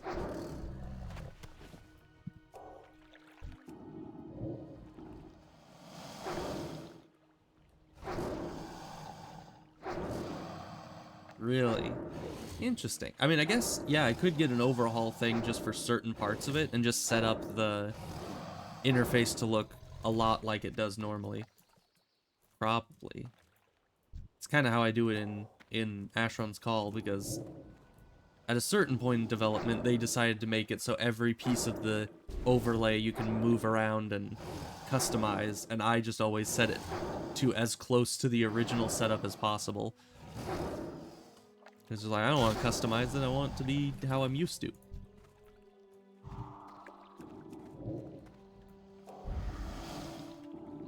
Oh, it's not on curse, huh? Okay. I'll might certainly look into it. I'm assuming that we're just doing Baldur's Gate 3 today on Morg's stream. Because you said, WoW on Tuesday. So I assume that means it is not on the docket for today. If that's even the correct word, which half my brain is telling me it is, but I don't usually know. You think so? Okay. That's good. I've been playing some Baldur's Gate as well. I kept restarting a little while ago because... Oh yeah, Nessie. I completely forgot that was the thing. I was just seeing the young Threshers and was like, I could take them. But yeah, that's fine. I swear, if I died to some elite swimming thing again, I would be upset. I would be very upset. Like, at least let me die in some realistic way, like fighting something I was nowhere near prepared to kill. Like here, where I'm going to kill Sooty. I'd be fine with dying to something I engaged purposefully, but just to get hit from the water and not be able to swim away fast enough it's just cheap. It's like, I don't want to die like that again. Anyways, yeah, in Baldur's Gate, I kept restarting because the first time I was trying to figure out how to get all the companions that I wanted in my party, because some of the companions I just was not a fan of, so I was being very picky. And then I figured out that 2 of the companions that I'd chosen were like incompatible with each other, which was the like Karlach was one of them, and then there's another one that you get later on in like the 3rd act, and you can't have both of them unless you basically kind of bug the game. So I had already gotten to the point where I'd already done the tieflings thing, and that locked me out of doing both routes for that run. So I had to restart and, you know, try to set it up so that I can do both of them. It's been going well so far. I've got it all set up how I need it. Because there's like a bug that involves you need to polymorph and control animal and someone who's strong enough to carry a sheep, you know? If you get all that set up, then you can do the exact exploit and get the person without Karlach leaving. So, anyways, time for old Sooty, I guess. Let's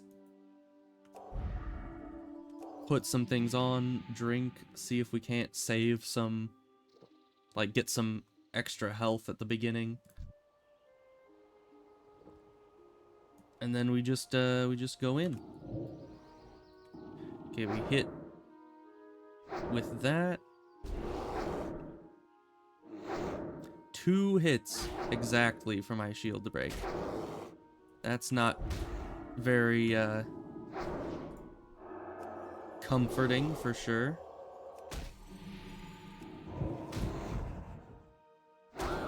And of course he crits. 0. 3-put bubber. Bubber? It's not a bubber. It's a bubble. Yeah, my mana's just not gonna last long enough for this. So we're gonna need to bail. Kinda wish I could have killed him, but 'tis not in the cards for me. Man, he's getting all the dazes on me. That is unfortunate. Yeah, I'll need some help to kill Sooty, so I'll wait on that. Now, certainly, I could have stuck with it. I still had a potion, still had Desperate Prayer, still had Psychic Scream, possibly, though there's a high chance that would be resisted, so that's kind of a last-ditch effort item. I was scaring you? No, I had it under control. That was a completely controlled fight, Void. We're fine.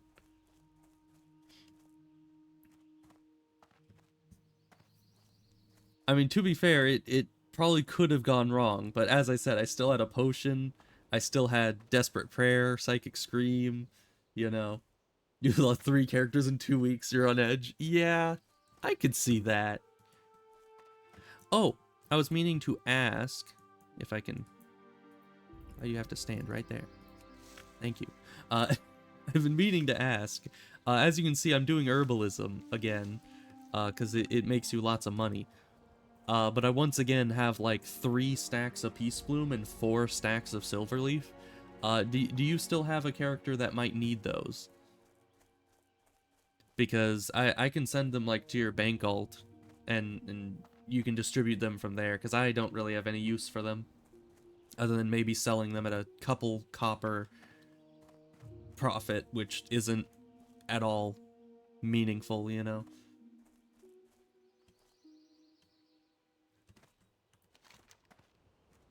Alright, so we'll head up here, and then I guess down to there. Okay.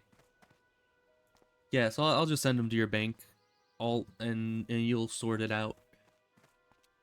But I'm certainly happier to have you get some use out of it, rather than just me selling them on the auction house for dirt cheap.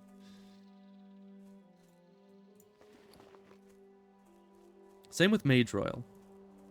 I might also send you my Mage Royal if you want it, because that stuff, as you can see, it's vendor for 20, auction for 22. That is like... That's horrible. Yeah, not making any money doing that. Which, I mean, is fine sometimes, you know. Every so often, selling something at no profit is perfectly fine. Like, if I just find 1 or 2 pearls, I'll just sell them at whatever the going price is, even if it's around or less than the vendor price. Because, you know, they're somewhat uncommon. People want them. People need them. But with this stuff, it's like, it's super common. Everyone can get them, and they're dirt cheap, so... Not really necessary to keep flooding the market with it. So yeah, we'll just head up here. Oh dang it, I went down here to do this quest so I could do this quest, but I suppose if I can't do Sooty, I probably can't do the boss part of the Defense of the King's Lands either. Because that is a pretty scary quest. At least last time I tried it on a priest, it was very terrifying.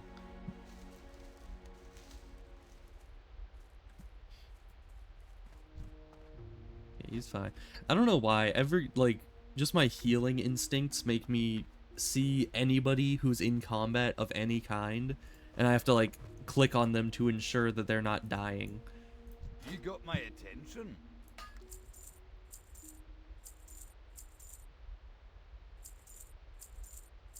See you soon. Which, I mean, it has definitely helped multiple times when I just randomly click on someone, I'm like, oh wait, they actually are dying, and then I can go and help them, but 99% of the time they're just perfectly fine, and I'm clicking on them being like, they're dying, right? For no good reason. Also, is Nessie even in this version of the game? Because I don't remember seeing such a thing. I remember in retail, there's the giant, weird-looking fish creature that is down there, and that's like a big old elite. But I haven't in vanilla seen. Pretty sure Star found it. Oh, interesting. Found it as in saw it at a distance, or found it as in it found Star? Because that would be unfortunate. Okay, good.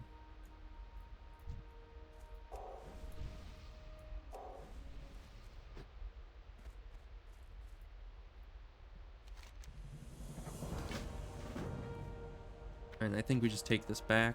Yeah.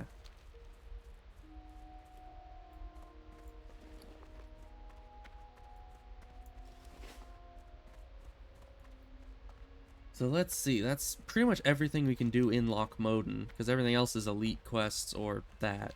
So we should start looking for where else we're going. We could do some in wetlands. We're a little low for that.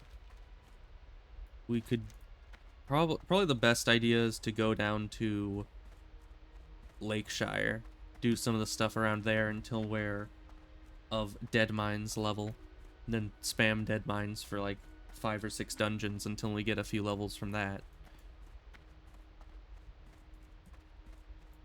Here there. Watch your back. Oh, and then we need to go back down to the hunting lodge, turn that in, and then I can just Hearthstone back to the human area. Very nice. The only issue I could see is if either the large Loch Croc is like in this area and aggro's on me, because that would be dangerous, or the Horde patrol. But other than that, it should be a pretty safe run.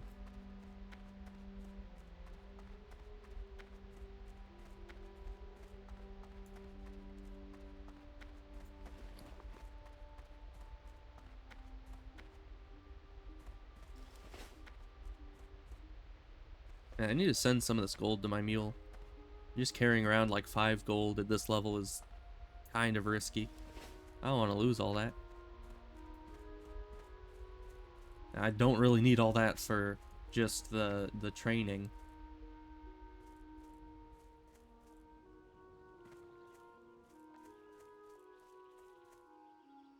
You know, now you got me like glancing at the water every so often, just worried that I'm gonna see Nessie.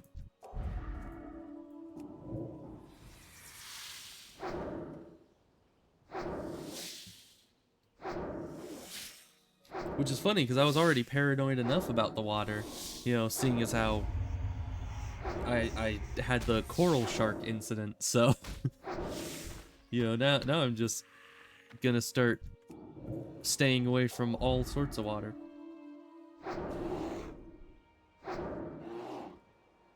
Oh, that's true. I do know that there is the little Easter egg water creature on the tram, but I don't think that's actually in a location that you can access, you know?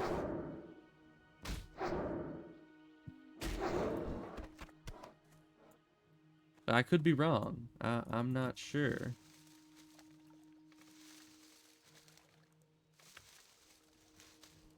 Swift Thistle.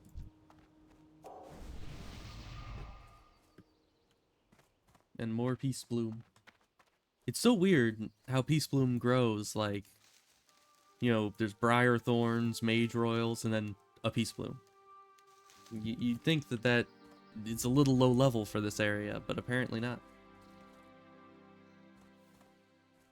I guess it's kind of like copper ore, where it's like, even up through Duskwood, you still have copper ore all over the place. For no good reason. Like, I don't think anybody still needs copper ore in Duskwood and at that level. But I could be wrong. I don't really do blacksmithing or engineering as often as I do other things, so I'm no expert on copper.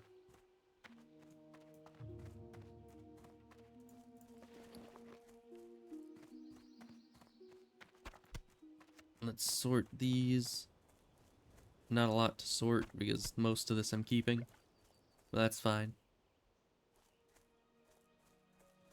Oh, you're just selling everything? Yeah. Definitely, like, the stones, I was just saying earlier, like coarse stone and heavy stone, they sell for like a small fortune each, you know? So that would definitely be worth it. To, instead of herbalism, if I had gone for mining, it would probably have about the same profit margins. but I just really like the steel bloom and the gold thorn and everything. Plus, there's probably a lot more people out mining than gathering herbs, just because, you know, there's a ton of people out there with engineering, and they all probably need mining with it.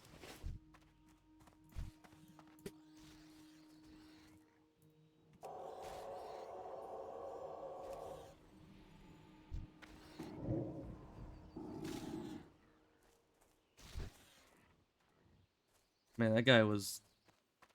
I don't know, I think they would have been fine, but they were also a little overzealous pulling 2 boars at once. But I know how it feels. You know, failing the timed quest like twice in a row, and you just want to pull every boar in a 10-mile radius so you can kill them.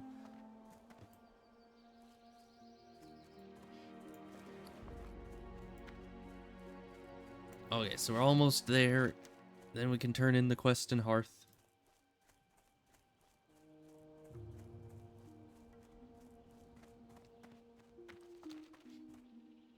And then maybe next stream, or by the time I do another stream, I could do a Dead Mines group. And hopefully not die on stream again. That would be fun. The not dying part.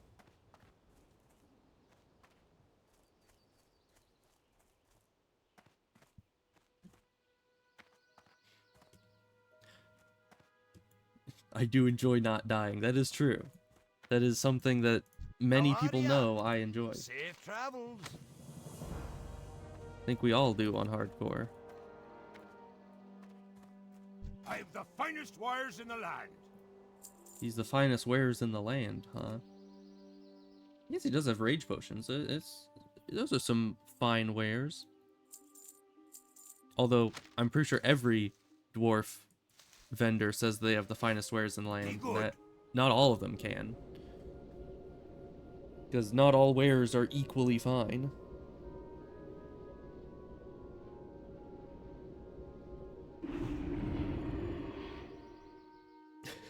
Just like how every goblin says, "I got what you need."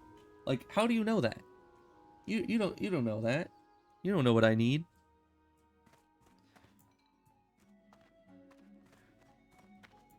And additionally, there was this one time where I went up to a goblin, and I was like, "Hey man, what do you got for sale?" It was the guy that's right here in Duskwood, the little like miscellaneous reagent special goods trader. I don't know what exactly his title is, but he sells like random weird things like potions and scrolls and pieces of armor. And so I talked to him, and he said, "I got what you need." And I looked, and he was out of stock on everything. He literally had nothing. It's like, you do not have what I need. So yeah, it was quite disappointing.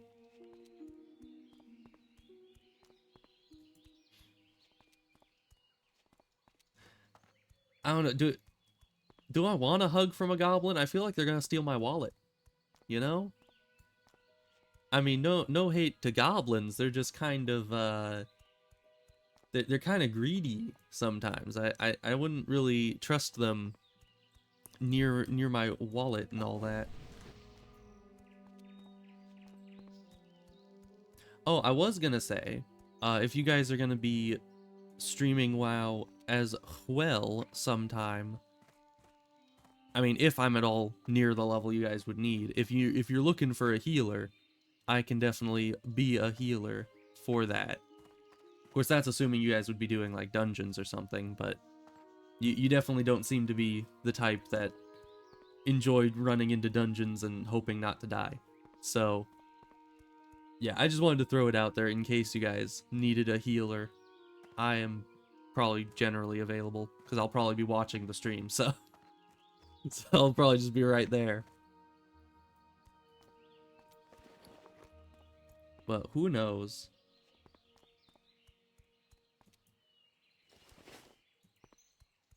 Let's see, Earthroot. I generally try not to take herbs while running through low-level zones, but when it's Earthroot, I'll definitely steal some noobs' plants. You know, I mean, they're gonna get upset at me at first, and I'll say, but it was Earthroot, and they'll understand, I'm sure.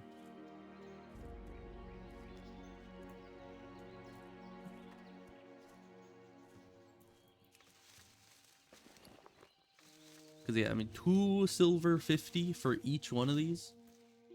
That's not a price you can pass up.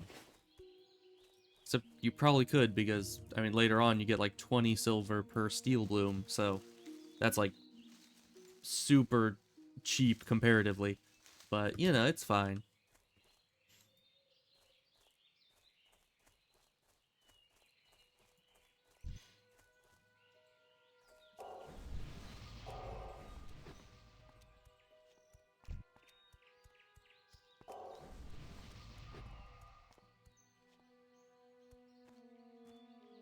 I've also thought it was kind of in a gray zone to be buffing people when you're going through like a low level area.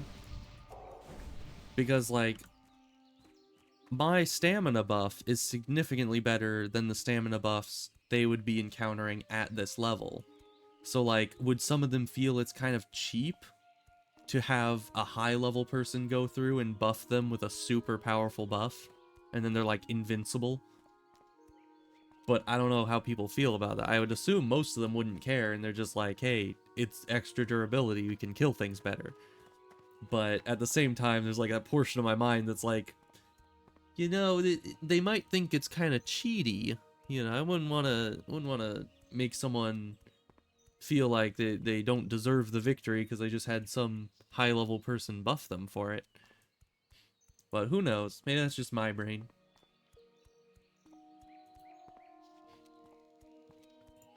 I mean, especially because a lot of people go through and get world buffs, as I was saying, at like level 10, just to level slightly faster, so I assume most people don't care. They're just like, whatever advantage I can get, I'll take.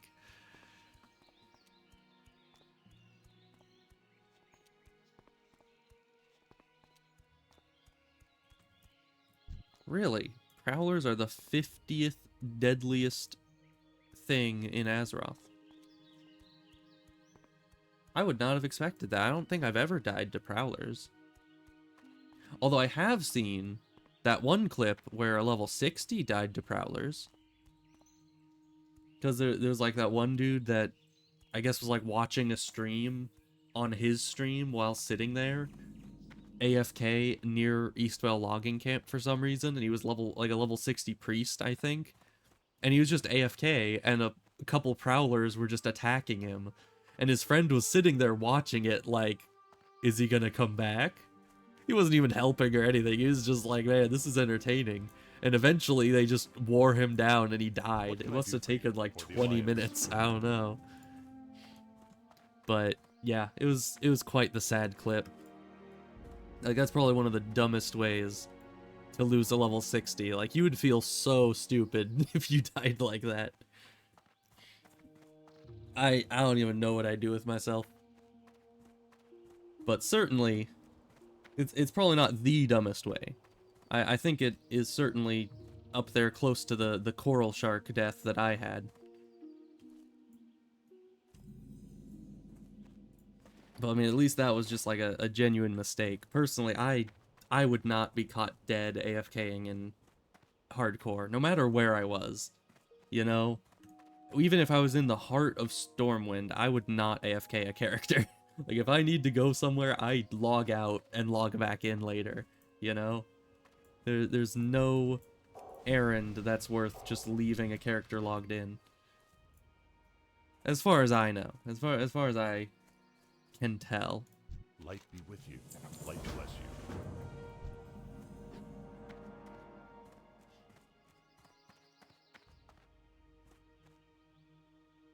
Alright, time to do some swimming. Now, I do know there's an elite in this lake, but I think that's only, like, over in that region. So I should be safe. I don't think I've ever been attacked by it while trying to get the necklace and tools. So, here's to hoping we don't get destroyed by that while just trying to find a necklace and some tools. Because that would be significantly unfortunate.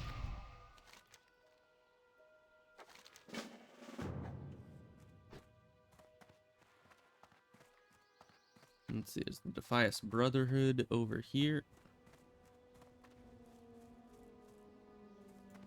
I mean, the quest to the Defias Brotherhood, not like the Brotherhood How are itself. you? See you later. Because that would What be can I do for you? kind of a weird place to be holed up.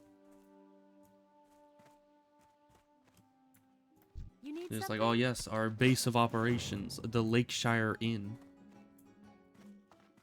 King's honor, friend. I think it's either upstairs or downstairs. Hard to tell.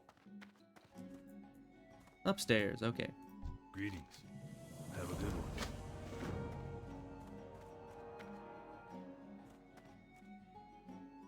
You know, it's kind of funny. No offense to Skyrim, but it's funny how classic help you? WoW, right, like when it released, had it had more voice actors than Skyrim did, I think. Because there's like multiple male human voice actors in this game, and then you got a different voice actor for the male and female voices for each and every, you know, variation of Help? person and NPC Farewell. in the game. And yet, in Skyrim, they just had like 3 different variations of Hey there. Nord male voice, around. and that was it. Like, you could tell that the same voice actor voiced like half the characters in the game. Which, I mean, it's efficient. But it's just funny when everyone just sounds very, very, very similar.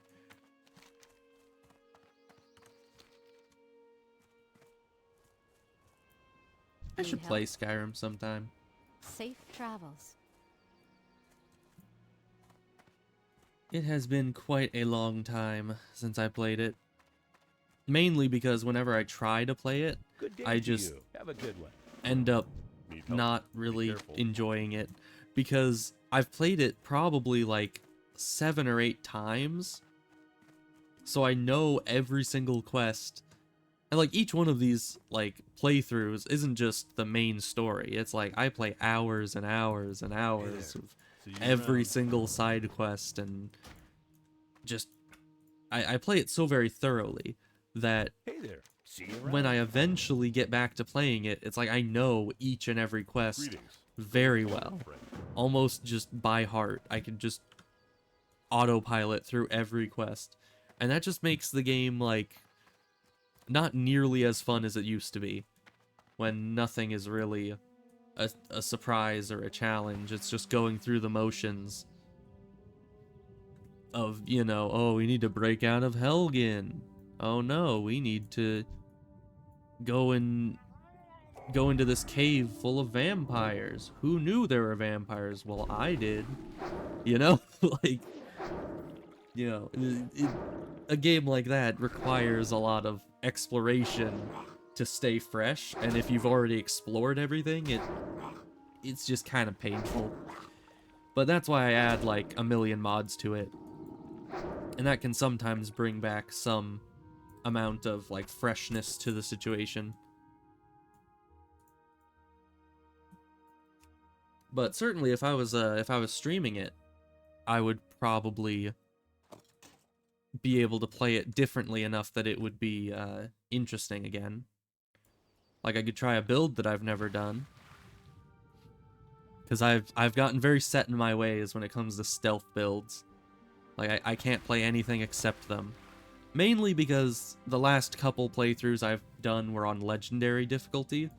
And really the only late game viable option is to get as highly upgraded daggers as possible, dual wield them, and then just stealth up behind someone and do the, what is it, like 25 to 30 times damage with the 3, is it 3 or 4 hits? But when you're dual wielding the daggers and you do the heavy attack or the power attack against something, it does like 3 or 4 hits, and if you do it from stealth, each one of those is a sneak attack that does like 30 times damage if you have the the little point in the thing that makes it so daggers do 15 times damage, and then you have the gloves that double all backstab damage. So it's an insane amount of damage, and I've noticed that it's really the only Eat viable something, safe build travels. when it comes to playing on Legendary. At least the way that I do it, because it's like everything just does so much damage. If they see you, you need to either escape and hide really quickly, or they'll just kill you. Like, there's no armor in the game that can protect you from that. Unless you, like, completely break the like, alchemy or enchanting systems, which I usually prefer not to do, because that just, you could, straight from the start of the game, just grind up your enchanting, and then you're just an absolute god among men. But, yeah, no. To each their own.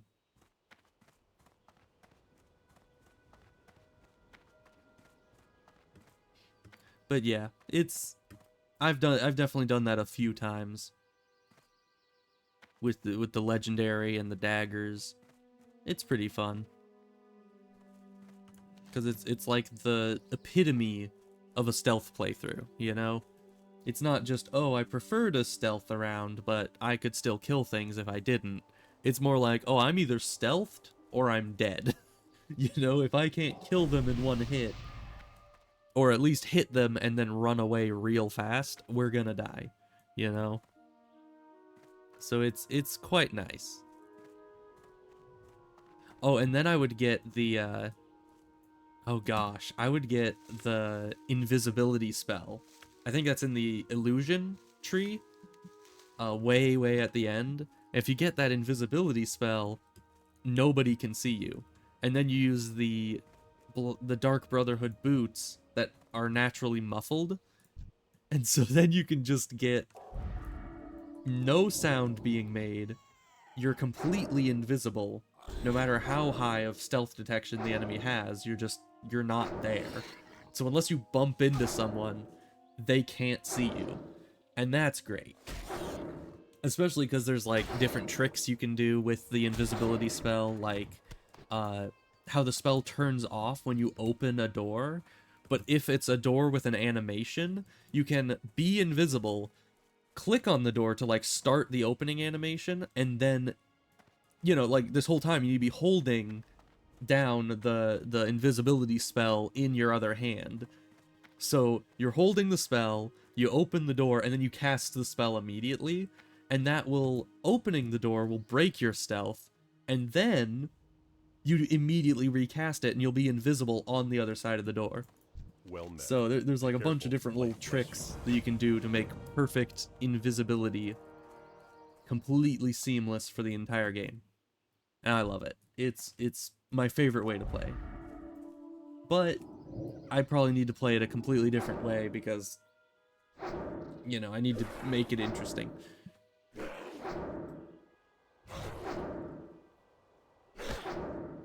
I was thinking I could do something like a spell sword.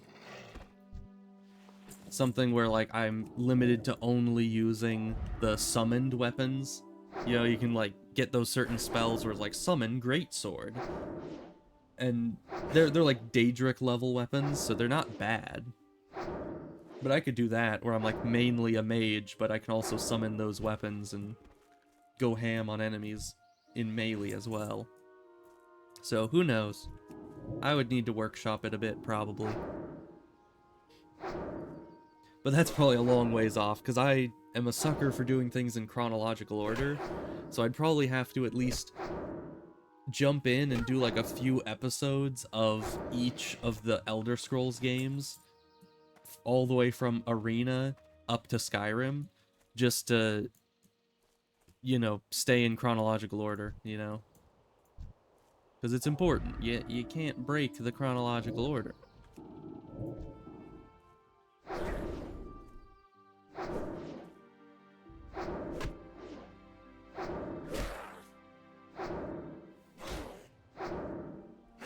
Oh no.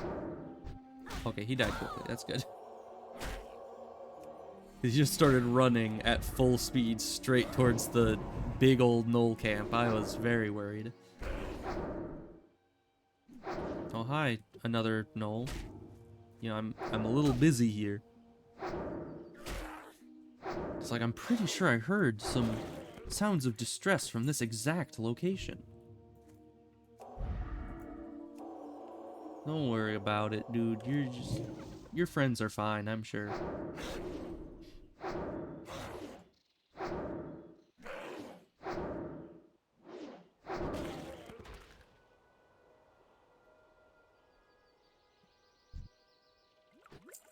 Let's see, I don't even need thrashers, I just need the mongrels. So I probably don't even need to be at this camp. I think the other camp, like, down that way is better for it. Oh, we turned in the lunch. Do we need to bring that back? Yeah, we need to visit the herbalist. So let's go do that. Because we're only like a few minutes away from the end of the stream, so... In the end, it probably wouldn't be worth it to go all the way over to the Knoll camp just to come back after a minute or two.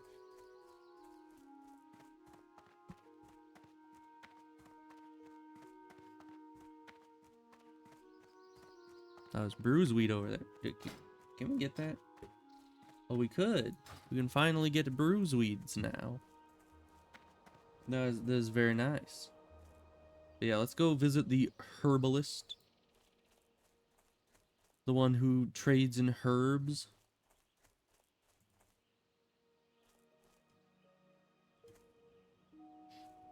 I do wonder if... Because I know that there's... Like, that herb is actually like a name. I assume it's short for something like... I don't know, is Herbert a name? Probably. So I assume it's a shortened version, but at the same time, I wonder if herb, like herbalism, and herb had like similar. Probably not. They're probably just spelled the same, but since one's shortened, they're probably not at all connected. But who knows? I don't know the origins of words perfectly, or like very well at all. I am very interested in them though. Well I always met. try to Be figure out. careful. Safe travels. That's the wrong quest. Can I help you? I always try to figure out if words actually mean what I think they mean, Well met. because Farewell. you need to like look all the way back at their origin to know exactly what their original meaning was. So that's always interesting to me.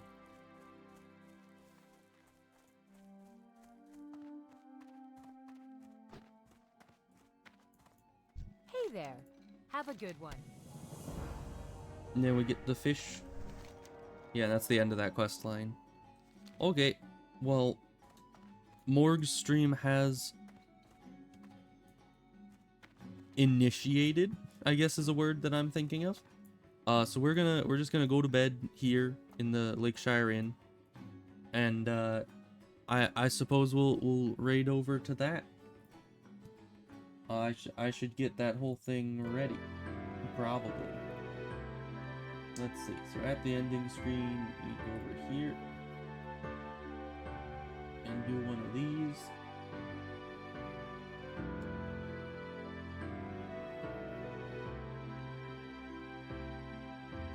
Because, you know, one thing that I always accidentally did wrong was I would not be having her stream open when I raid.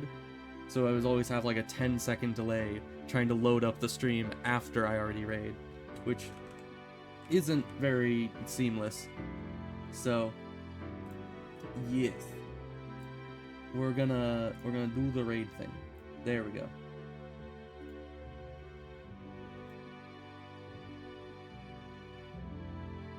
Okay, well, we got a lot done, I think. I don't remember what level we were when we started, but we got a few levels. We did all of Westfall, I think, like literally every quest in Westfall. So good stuff. I'll be back tomorrow, most likely. So I'll see you then. Goodbye.